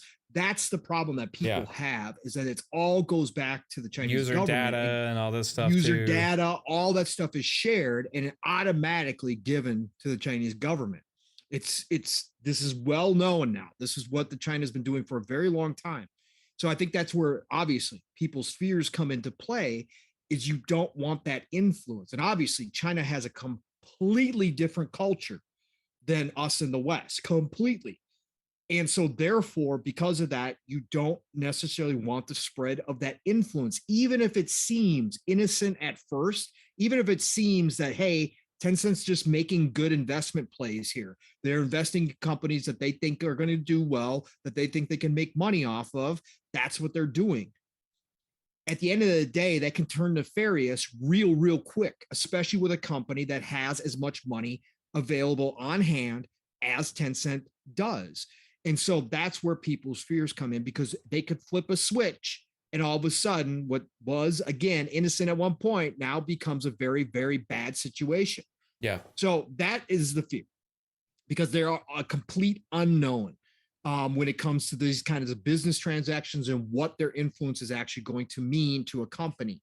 So that's the number one start place, why people don't want Tencent getting invested. But I think at the end of the day, Guillermo family is going to remain in charge of Ubisoft. I don't think Guillermo's would agree. Again, we've seen them avoid hostile takeovers. Yeah. Mm-hmm. It's going to be an agreement where they continue to run business as is. And like I said before, when they started looking for investment groups, money groups to come in, my greatest fear of anybody coming into Ubisoft and kind of giving them the backing they need to avoid hostile takeovers, which this Tencent deal would do. It would prevent any hostile takeovers. Hence, they're presenting these kind of the share price to them, because again, this to me, this is not a moneymaker for Tencent. They're paying way above Ubisoft share prices to get in on this. So they're not going to make any money at the end of the day. So this is definitely not a money investment, but it would protect Ubisoft. But my greatest fear was when the Guillermo family started talking about this, is that if you just get a pure money group in there that kind of comes in and saves your butts, listen, they're going to ask you or demand that you start cutting, because right now Ubisoft is bloated. They got over 20,000 employees. Okay? Maybe this is why we're seeing those announcements of those cancellations. You know what I mean? Correct. So that's the greatest fear, is that somebody comes in and starts chopping up Ubisoft. And again, it's not from a standpoint per se of the games or the quality of games or whatever the case may be. They could probably use some trimming, but it's all the loss of jobs. It's all the dev talent that goes out the window that are all now, again, can't feed their families, all that kind of stuff. That's a huge responsibility that Ubisoft now has to 20,000 people. And you bring somebody in who takes a look at your books and goes, well, yeah, guess why your stock prices have dropped? Because you guys are putting out crap games and you've got this overhead, which is utterly ridiculous. We need to trim all of this fat off of here, slim down, get back to making great games again, and then watch your stock price rise. That's what's going to happen. Now, could Tencent still do that as a majority holder? Yeah, they could start putting some pressure on it. So that is my greatest fear when it comes to Ubisoft, is that they're just at a point where no matter what, they're going to have to do something there. But I don't like this. I will never be for this. I am one of those people that for many, many different reasons and many, many different categories dislike China and what they stand for. And I will never like this in any way, shape, or form. I think this is awful. I would have much rather somebody come in as an investment group from the West that would have helped out Ubisoft. But again, that's why Tencent, it said right in the article, why they're offering this price point is basically making an offer to Ubisoft and the BigMADMoe family that they can't refuse, right? That's what they're doing here. It's just such a ridiculous amount of money that there's no way they can turn it down. And they said there's not going to be any competition. Nobody else is going to be able to come in or be willing to come in and offer that kind of money. And to all the people that wanted Xbox to jump in here, listen, I don't think Xbox was ever going to jump in. As much as Phil has talked about protecting IPs and all that in the history of the industry, and obviously Ubisoft with all their IP is one of those companies, there's no way Microsoft, in my mind, would want to take on 20,000 employees. There's just no way. They're already, they doubled with ZeniMax, and now they're doubling again with the Activision Blizzard acquisition. They would be doubling again with Ubisoft. Look, there is a point where you're growing way too fast. Xbox is right on the cusp of that at this point. Yeah, they are. Activision Blizzard is going to take a long time to assimilate into Microsoft.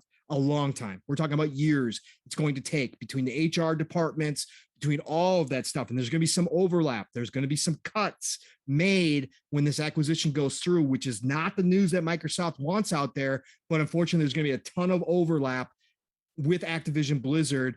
And yes, they're still going to independently run themselves, much like ZeniMax. But because Microsoft is going to have to clean house, do their own house cleaning when they do acquire. They're going to be doing a lot of hiring and they're going to do a lot of hiring and firing. There's going to be a lot going on with this, and this deal is going to take years to actually until it's fit in right with Microsoft. I imagine right away you have definitely HR implementation and then meetings between all the different teams and maybe what I would call those private meetings where you have somebody sit in a room and you interview everybody individually and ask questions, and you come say, okay, what is the consensus from all these people privately, and then you can get to the bottom of the issues that have actually been at hand. Then you have your other meeting with the head ups that are okay, with culture change, we're going to try to do this, and you make your decisions on who to let go. And you don't do it all at once, right? I don't know if you just go into, because then you have ultimate chaos and nobody running the show. You do things one step at a time, one studio at a time. And I feel like that's probably what's going to be taking place with that. Not to mention the unions. Microsoft is going to be a brand new boat with the unions because they've opened the doors. They said they're not going to stand in the way of unionization. We know that there's a bunch of groups already doing it within Activision Blizzard. There was another thing today. So again, that's going to be a whole nother problem. So Ubisoft, holy cow, because they have their own set of problems that still to this day have not been corrected according to everybody. And for whatever reason, the press isn't writing about Ubisoft. And I don't know why that is. They continuously put out new articles on the Activision Blizzard, but there's been a ton of people that have come out that said Ubisoft has not fixed what they signed the petition. There was a big, huge petition signed by Ubisoft employees saying, we want these changes done. And that list has not been even started yet, according to a lot of employees. And there was a new article, I think last week, that came out that said 25% of the people who signed that petition have already left Ubisoft. So there's already been a great mass exodus out of Ubisoft from the people who were expressing very big concerns, very valid concerns with what was happening within Ubisoft. And we've got direct knowledge from people who've worked with Ubisoft that the problems still exist to this day. So listen, that is a whole nother thing that needs to be tackled. And again, I don't know why all these people that love to dive into this stuff aren't writing articles about Ubisoft and putting pressure on them, but it's not happening. But I don't think Tencent's going to help any of that. Tencent's not going to help. Tencent is not going to come in and do the house clean that needs to be done at Ubisoft. So it's going to be status quo over at Ubisoft until Tencent decides to take a bigger role. But right now, I don't like this. I don't like this at all. I never will. Again, I just don't like the influence, having a Chinese influence over a company that's mainly, obviously, all established in the West. I hate that. I hate that concept. So this is bad news.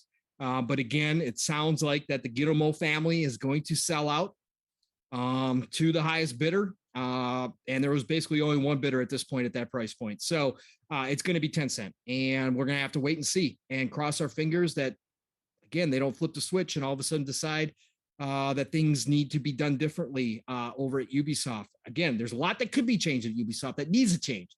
But Tencent, I'm not talking about that side of things. I'm talking about the gaming side of things, which, again, yes, could be helped too. But Tencent is not going to come in and affect positive change in the HR department. I can guarantee you that. So, look, bad news. And kind of unexpected this morning when Reuters wrote that article. Kind of caught me off guard. Yeah. I was like, yo, because I thought Ubisoft doesn't have a lot of good news coming from them lately, do they? No, because I'd been on a train. I thought maybe Sony at the price point where the stocks are trading could potentially walk in there and maybe get something done with Ubisoft. Not Tencent though. I really did not want that to happen. So, yeah, that was some news today too. Now, we've been going for a little over an hour and 40 now since I was late. Where do you want to jump into, brother? What do you want to jump into next? Well, one thing, me and you talked about this on Boom Show on Tuesday. Yeah. You know, Xbox Factor. Yep. Yep. It was a blast. We had a great conversation about this topic. And I would be remiss, like, I don't know, there's lots of little things we could talk about, but I feel like I want to have a little back and forth on this with you, Pong, about Sony's comments regarding Activision Blizzard and maybe Microsoft's comments also. But I've seen a lot of people, you know, Microsoft says nothing unique about those games or whatever. And I think, like, it's interesting if you read the article, like, I mean, if you actually read the statement, it seems for me like that aspect was more about revenue wise, like, or like, and it's not going, nothing unique in the sense that it's going to cause them to go out of business or foreclose or whatever if they lose the marketing deal on that franchise, right? Because that's kind of how the statement actually read if you take the whole statement, you know. But then I think people went and said, well, the game's not special. Right? And which is kind of like not really how I think they intended that to come across. However, I could see people kind of using that for headlines and stuff. Yeah, I've got the main quote here from Microsoft too. I got this. This comes from of all places, PlayStationLifestyle.net. Specifically with respect to Activision Blizzard video games, there is nothing unique about the video games developed and published by Activision Blizzard that is a must-have for rival PC and console video game distributors that could give rise to a foreclosure concern. That's what the direct statement everybody's leaving out of the headlines, right? Yes. Because that's what it's all about. It's not saying that it's not must-have games or whatever. It's saying that if you don't have these, it's not going to cause your company to go out of business, right? Correct. So that is where that came from, and I've seen a lot of like headlines and stuff. It's still interesting language for them to use, and I think it's a little bit purposeful, right?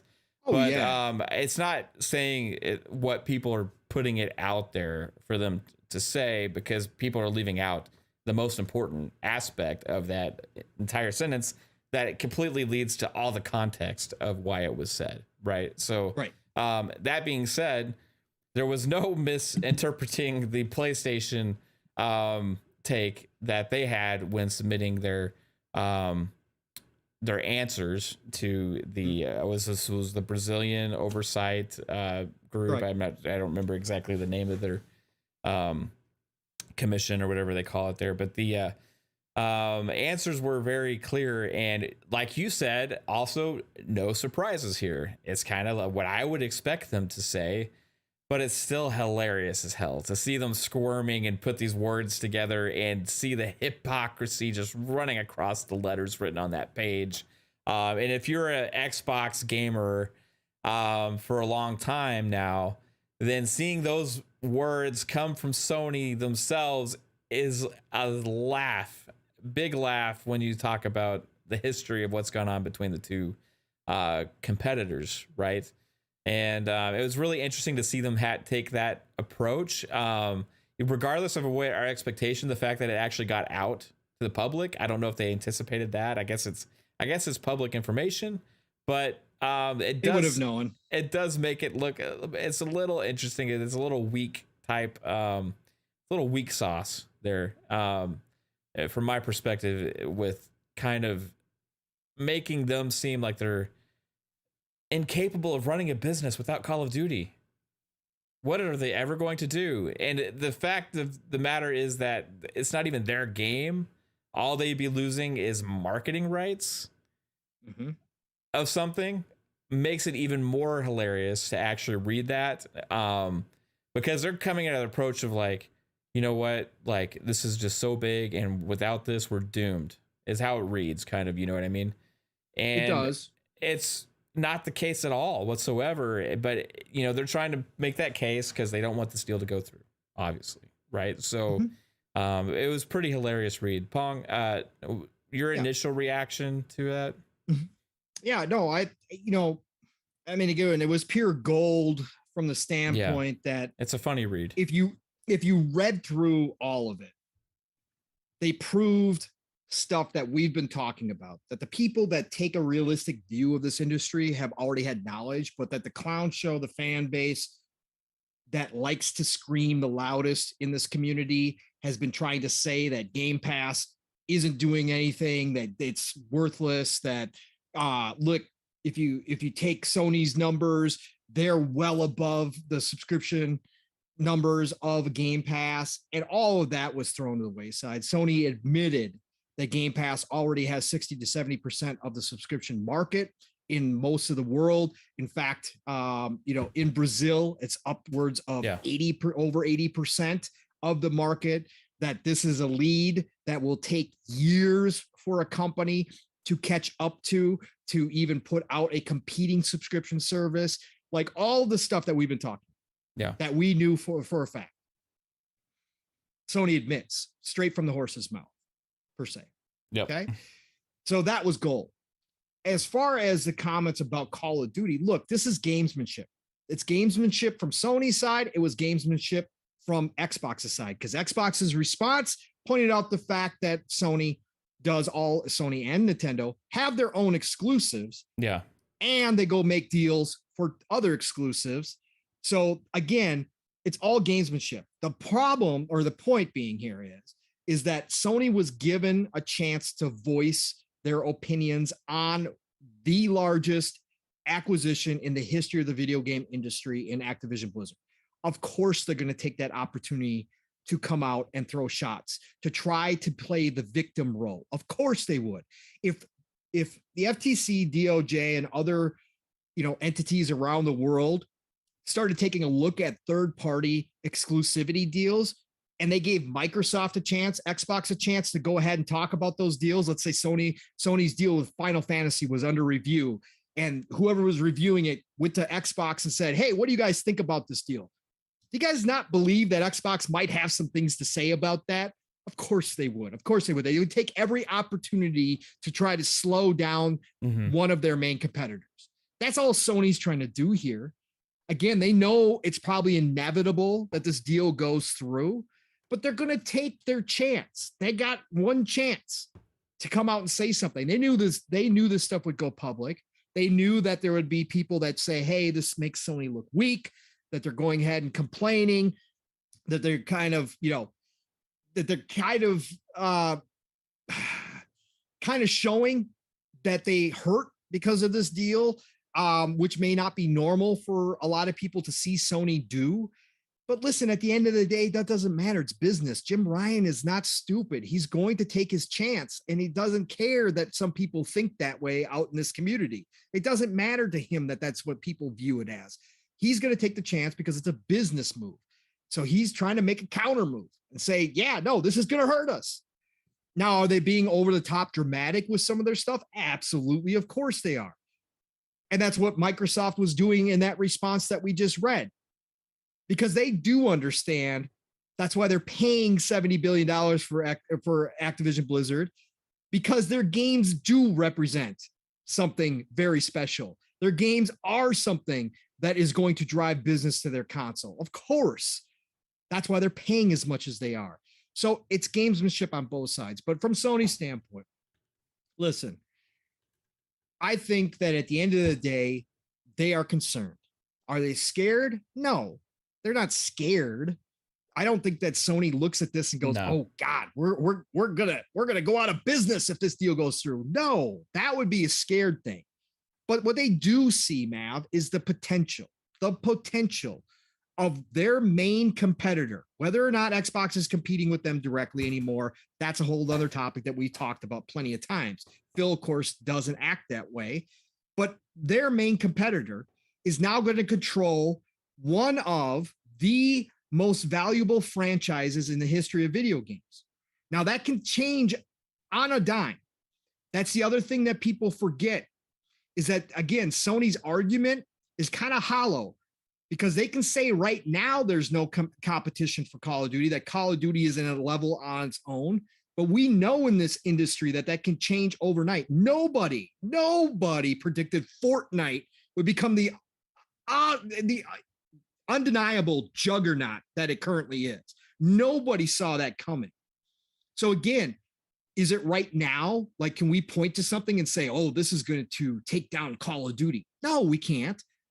But next year, we could see some company come out of nowhere with a game that all of a sudden does everything better than Call of Duty. And all of a sudden, everybody flocks to that game and leaves Call of Duty in the dust. That's certainly a possibility.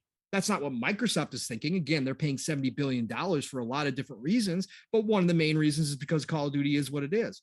But it's still a hollow argument because this industry changes so quickly. Overnight, it can change. So again, that point right there, they're concerned that they're losing out, like you said, Mav, on the marketing deal. They spent years and untold amount of money creating this partnership with Activision Blizzard that gave them the marketing rights to Call of Duty, that did, in fact, move people to their console, along with other things, of course. But when people think Call of Duty, most people, the majority, do play on a PlayStation console when you're talking about consoles. So again, it moved the numbers and they make a cut of all of that money.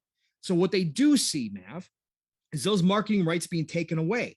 They do see the fact is when their marketing deal runs out, and Xbox can throw the brand new Call of Duty into Game Pass, that all of a sudden it's going to become synonymous with Xbox. It's going to be a complete reversal. Not that all of a sudden everybody's just going to stop playing on PlayStation, but they understand the inevitable is about to happen. So that money that they've been making, which is reportedly off of, I think it was Cold War, made Sony alone, Cold War made Sony $260 million in 1 year. So they're talking about a great reduction in one of their most important third-party franchises. And that's the other thing, man. That's the other thing that was golden about this. For all the exclusives that Sony has, for all the times that we hear, that's all that matters is exclusives. Sony is flat out admitting to and telling everybody that, yeah, exclusives are great. They give you an identity. But at the end of the day, what's your bread and butter? It's those third-party titles, those big, gigantic third-party titles, your Call of Duties, your Maddens. Those are consistent money makers for you year in and year out, especially when you own marketing rights. That's what they finally admitted, which all of us, again, knew. Again, it's bread and butter. They don't want to lose that. Of course they don't. They don't want to lose it. Of course not. Why would you want to lose Call of Duty marketing rights? You wouldn't. No. Call of Duty's on top of its game. It's done wonders for them. You know what I mean? It has. And they're still adjusting now, Mav, to this new game, to this new playing field that Xbox has created. They're slowly but surely getting there. Again, we've seen them make their acquisitions for specific purposes to move towards the future that Jim Ryan knows is coming and may already be here if you look over on the Xbox side, because Xbox invested all this time and money in the back end starting back in 2017, 2018 to get to this point. Well, Sony's way behind. He knows that. So they're still reliant on the old ways. Yeah. But they're slowly making their changes. But all he's trying to do here is bide some more time. That's all he's trying to do. Maybe he's trying to force Xbox into some more commitments, concessions to this franchise to make sure that he doesn't lose it at any point. Because again, Xbox can play dirty. Mm-hmm. Now, the FTC and DOJ can come back if they try to change the game and try to say, well, now that the marketing rights have run out, now we're just not, again, we're just going to take it away from Sony. We're going to make it exclusive. Warzone will still be over there, but mainline Call of Duty is now exclusive. Well, DOJ and FTC could come back and say something. So Jim Ryan could be forcing Xbox's hand to try to get more commitment out of them as well, as far as the Call of Duty franchise goes, so that they don't ever do that move. But again, I love this stuff. It's gamesmanship. Yeah. It's two companies battling it out. Well, you gotta love it. It's the real wars behind the scenes, right? It's behind the scenes, and it reminds Phil and the Xbox team. Again, this is why I always say, as much as I love Phil for being who he is, I would be absolutely cutthroat when it came to this stuff with Sony. Yeah. Why? Because Sony is. And again, we've seen subtle changes with Sony. They just bought Bungie, said, hey, Destiny's going to stay multi-plat. Bungie's going to do their own thing. It's all going to be kumbaya. They're doing their own thing with that as well. But at the end of the day, when they go and do something like this, that just shows Phil and the rest of his team, look, Sony's still Sony. They're still going to take any cuts they can at you. Because I think, again, Phil needs to be a little bit more cutthroat in his dealings with Sony and some of the game shit. So I love this. I love this back and forth between them. Again, does this do anything to the deal? No, because the Brazilian government is not going to go against whatever the FTC and DOJ decide. Yeah, I think it's a look inside of their I would imagine their same answers are the same things they're going to be telling the FTC and all of that kind of stuff. Given the chance, absolutely, 100%. I'm sure they are sent letters. Even if they weren't asked, I'm sure they sent letters. Yeah, like a 100-page essay on why this cannot go through because it'll be the death of our business or whatever. Right. Yeah, the interesting thing with me, again, it was just the hypocrisy reading of it. Yeah. You know what I mean? And when they say, if this happens, I think it'll affect people's console choice. That is... number one, it shows their way of thinking still is 100% in the console market, right? Yeah. And then number two, it's isn't that why the hell you did the marketing deal with them in the first place? Right. To affect the console choice? You want the FTC to get involved with that and not allow those kind of marketing deals? Because guess what? They affect the console choice. Why the hell did you do it then? Why did you make Final Fantasy VII Remake exclusive? It is because they thought people might want to buy a PlayStation over an Xbox that are Final Fantasy fans. You know what I mean? Xbox brought that up. It was redacted, whatever the comment was, but Xbox did bring up the Final Fantasy deal. It's just asinine to see that and be like, okay, that's just duh. Microsoft is going to buy Activision Blizzard to not affect people coming into their ecosystem? What's the purpose? I mean, that's the businesses are making these acquisitions, spending this money and investing to help grow their business.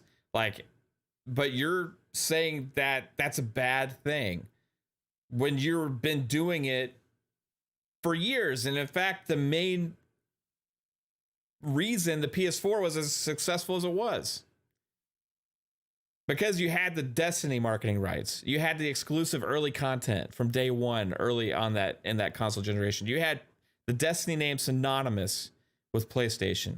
You had Call of Duty marketing rights dating back to the late 360 era when they took the marketing rights away from Xbox, who had it before, right? Guess why Xbox did it before? It was to affect console choice, right? PlayStation goes and does it. It works. The Xbox was down. Call of Duty became synonymous with PlayStation, right? They got Destiny, they got Call of Duty. Guess what? At that point, it doesn't matter if they don't make any good first-person shooters themselves, right? Because they had the two biggest names in gaming right there with first-person shooters on their platform. You had one space sci-fi shooter, first big-time live service game, right? And then you have Call of Duty, the one everybody knows and loves, right? Synonymous with PlayStation. Why did they do those deals? It was to affect console choice and get people into the ecosystem. So yes, you're right, PlayStation. Call of Duty does hold a lot of weight and will affect console choice. You've proven it. You already proven it yourself. Mhm. You should not be complaining to any like regulation type committee or anything about this. It just is hypocritical. Like, it is so like in your face hypocritical. It is absolutely hilarious. And not only to say that, Microsoft's already come out and said it's going to remain multi-platform. Mm-hmm. They've actually even talked to Sony about it, right? And they talked about this. They discussed it. They said it's going to remain multi-platform. So what does Sony lose? Sony loses the thing that they've been paying for.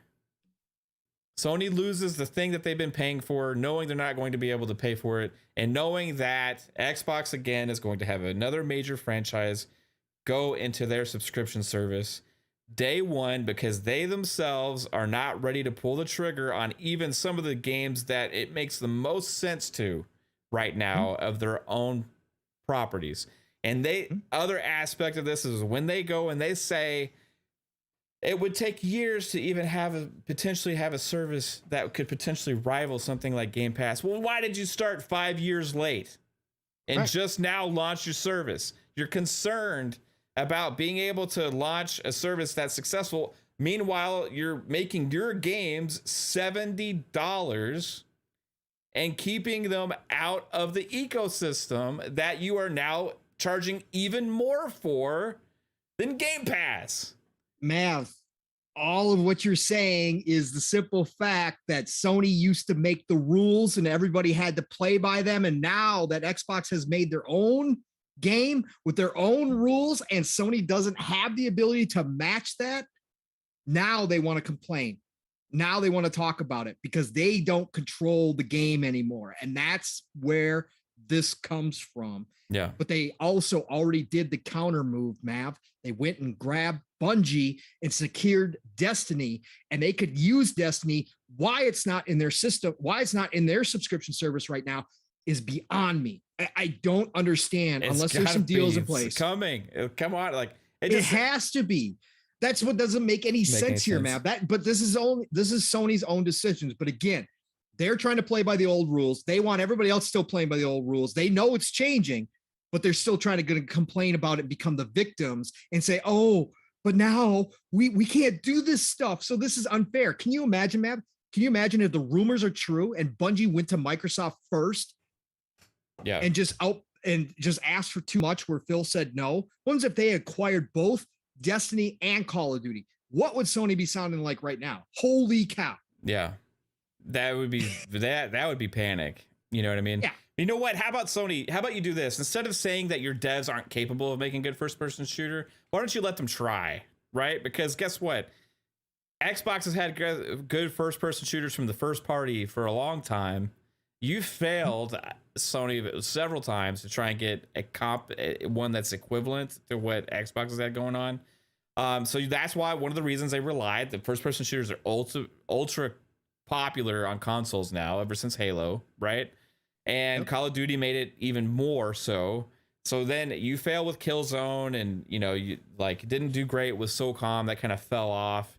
So you rely on these third-party deals to bring it in, right? And you do what you're good at. You do your third-person action adventure games, right, with great storytelling, great cinematics, and really, really high-quality, top-tier visuals and all that kind of stuff. And you rely on third-party deals to fill in all the gaps, right?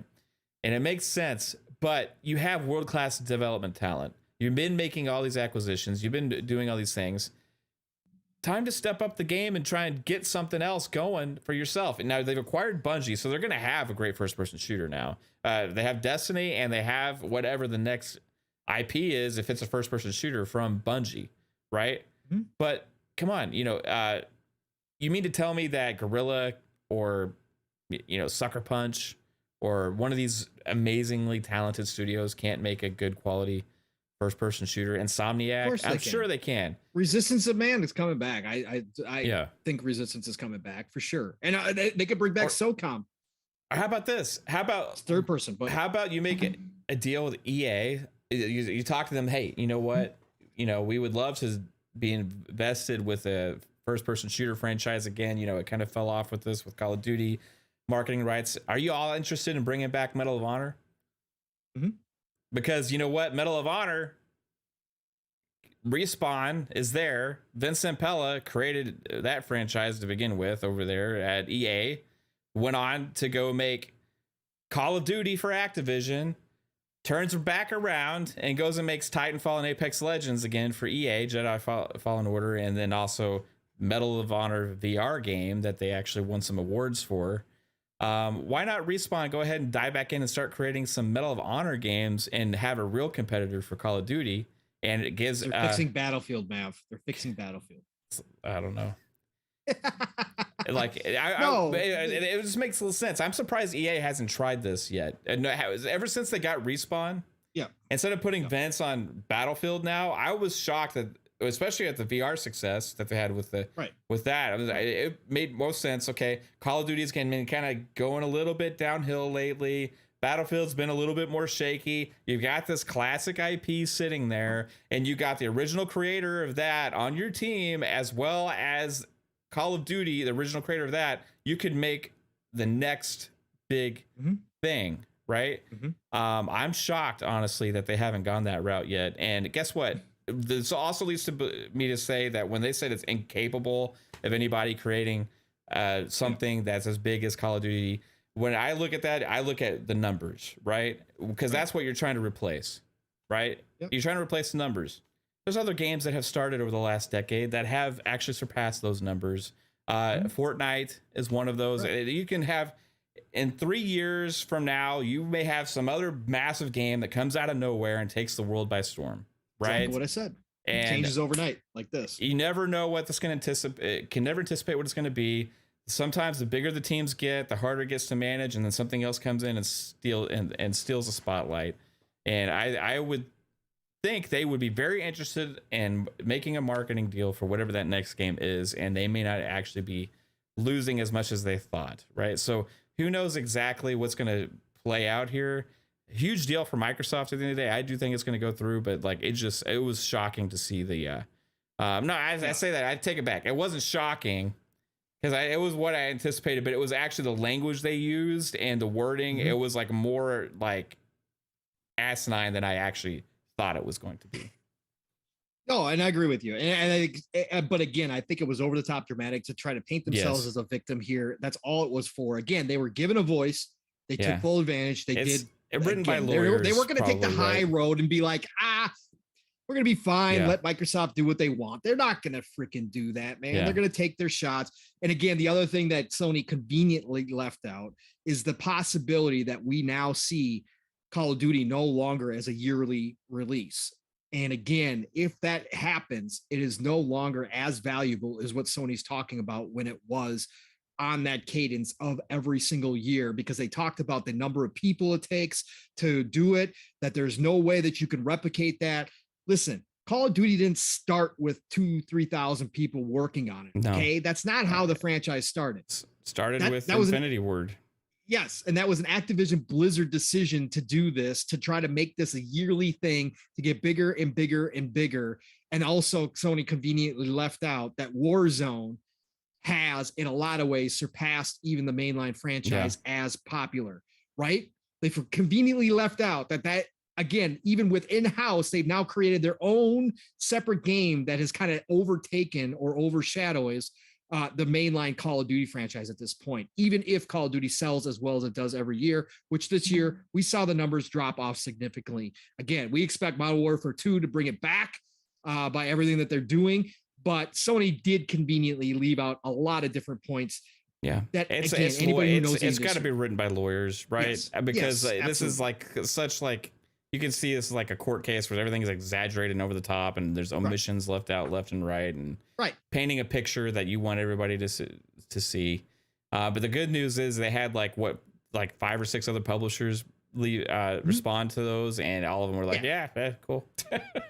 Yeah, everybody's like, yeah, whatever. This is happening. I mean, again, most publishers don't care. It's like, whatever. This is business. We hope Microsoft comes in and offers us a huge sum of money to buy us. That's the way everybody else thinks.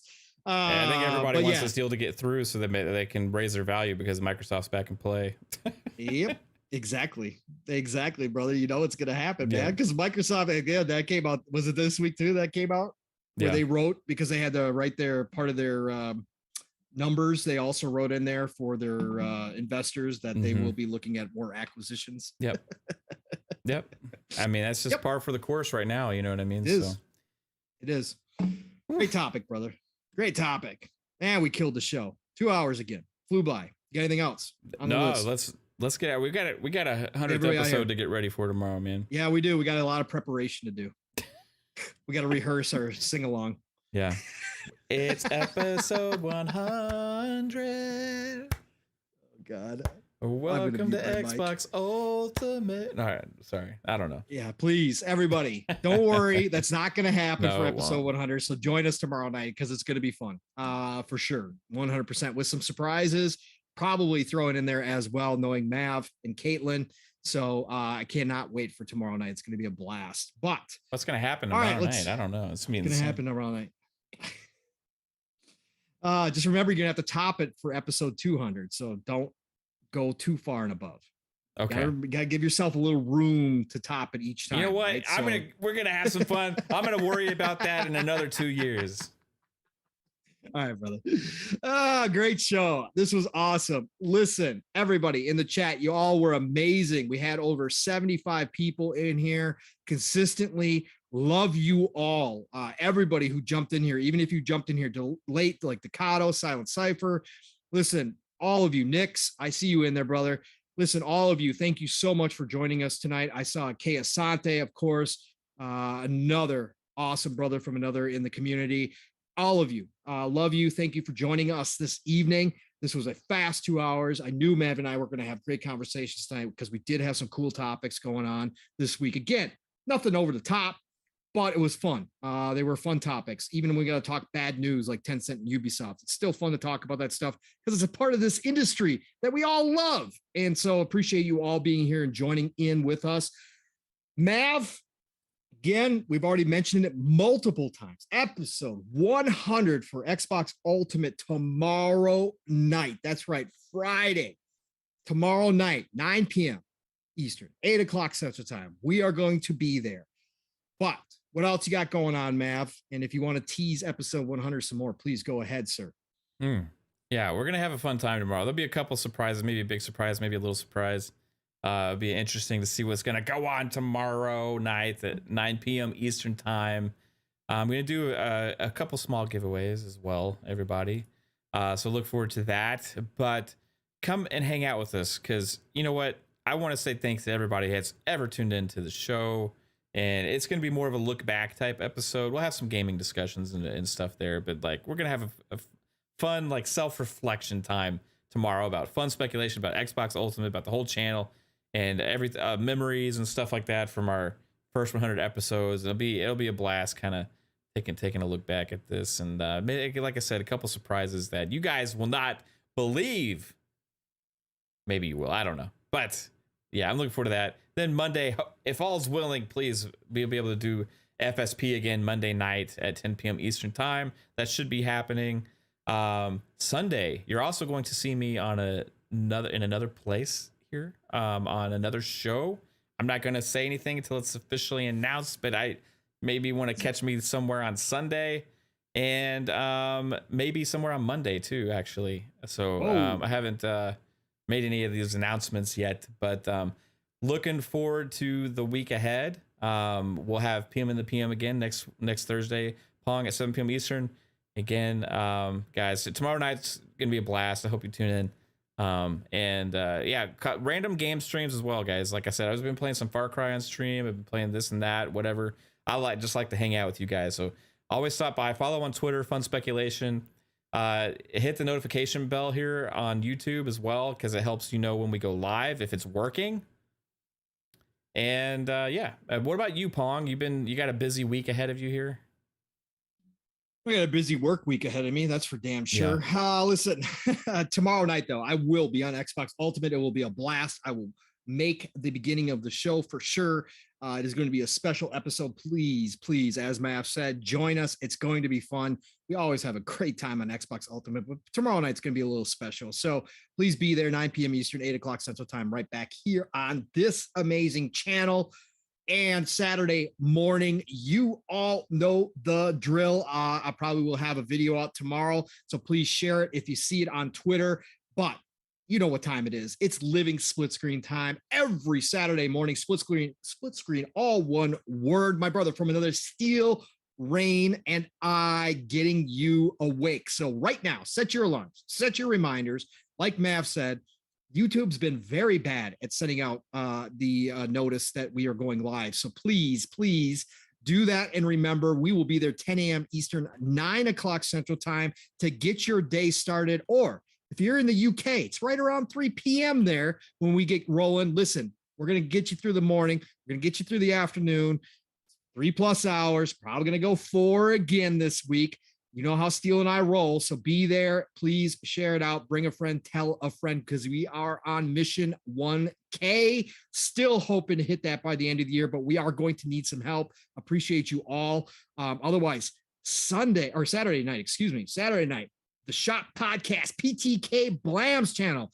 PTK Blam, been doing it for nearly 6 years, whatever it's been now. Guy's a pro. Listen, join him, join brother from another Fuzzy Belvedere and myself. And this week, Silent Cypher is joining us. I just saw PTK threw out the tweet. It's going to be a fun show. We end your Saturday night the right way, 9 p.m. Eastern, 8 o'clock Central Time. Again, that's the Shop Podcast, PTK Blam's channel. Be there. Otherwise, you know what the drill is over on Tuesdays, Xbox Factor Podcast, Double Barrel Gaming, Mr. Boomstick, who jumped in here, one of the best members of this community. Listen, I can't always be there. In fact, it's very inconsistent as life is very busy right now, but you still got to show up there because Factor is always a great time. Boom's got a gigantic panel of people that he calls upon now. Last Tuesday was crazy with me and Mav back. Boxenberger there. We had 7 people on panel, something like that. It was fun. It was a full first time in a long time. Full squad. Yeah. Full squad. So be there every Tuesday, 12 p.m. Eastern, 11 o'clock Central Time. And then, of course, Thursday, as Mav said, back here for PM in the PM, Pong and Mav in the PM, 7 p.m. Eastern, 6 o'clock Central Time. Otherwise, everybody, as we get ready for Friday, the end of the week, always remember, it's the golden age of gaming. Best time ever to be enjoying games right now. So get out there, play what you love what you play. I'm going to talk to you all real soon, tomorrow night, in fact, on Xbox Ultimate. So be there. Love you all. Have a great night. Mav, get us out of here. Bye. Bye. Hey, Vic the Click said, amazing episode as always, guys. Cheers. Hey, Vic, love you, man. Thanks, Vic. Have a good one, dude. Bye, guys.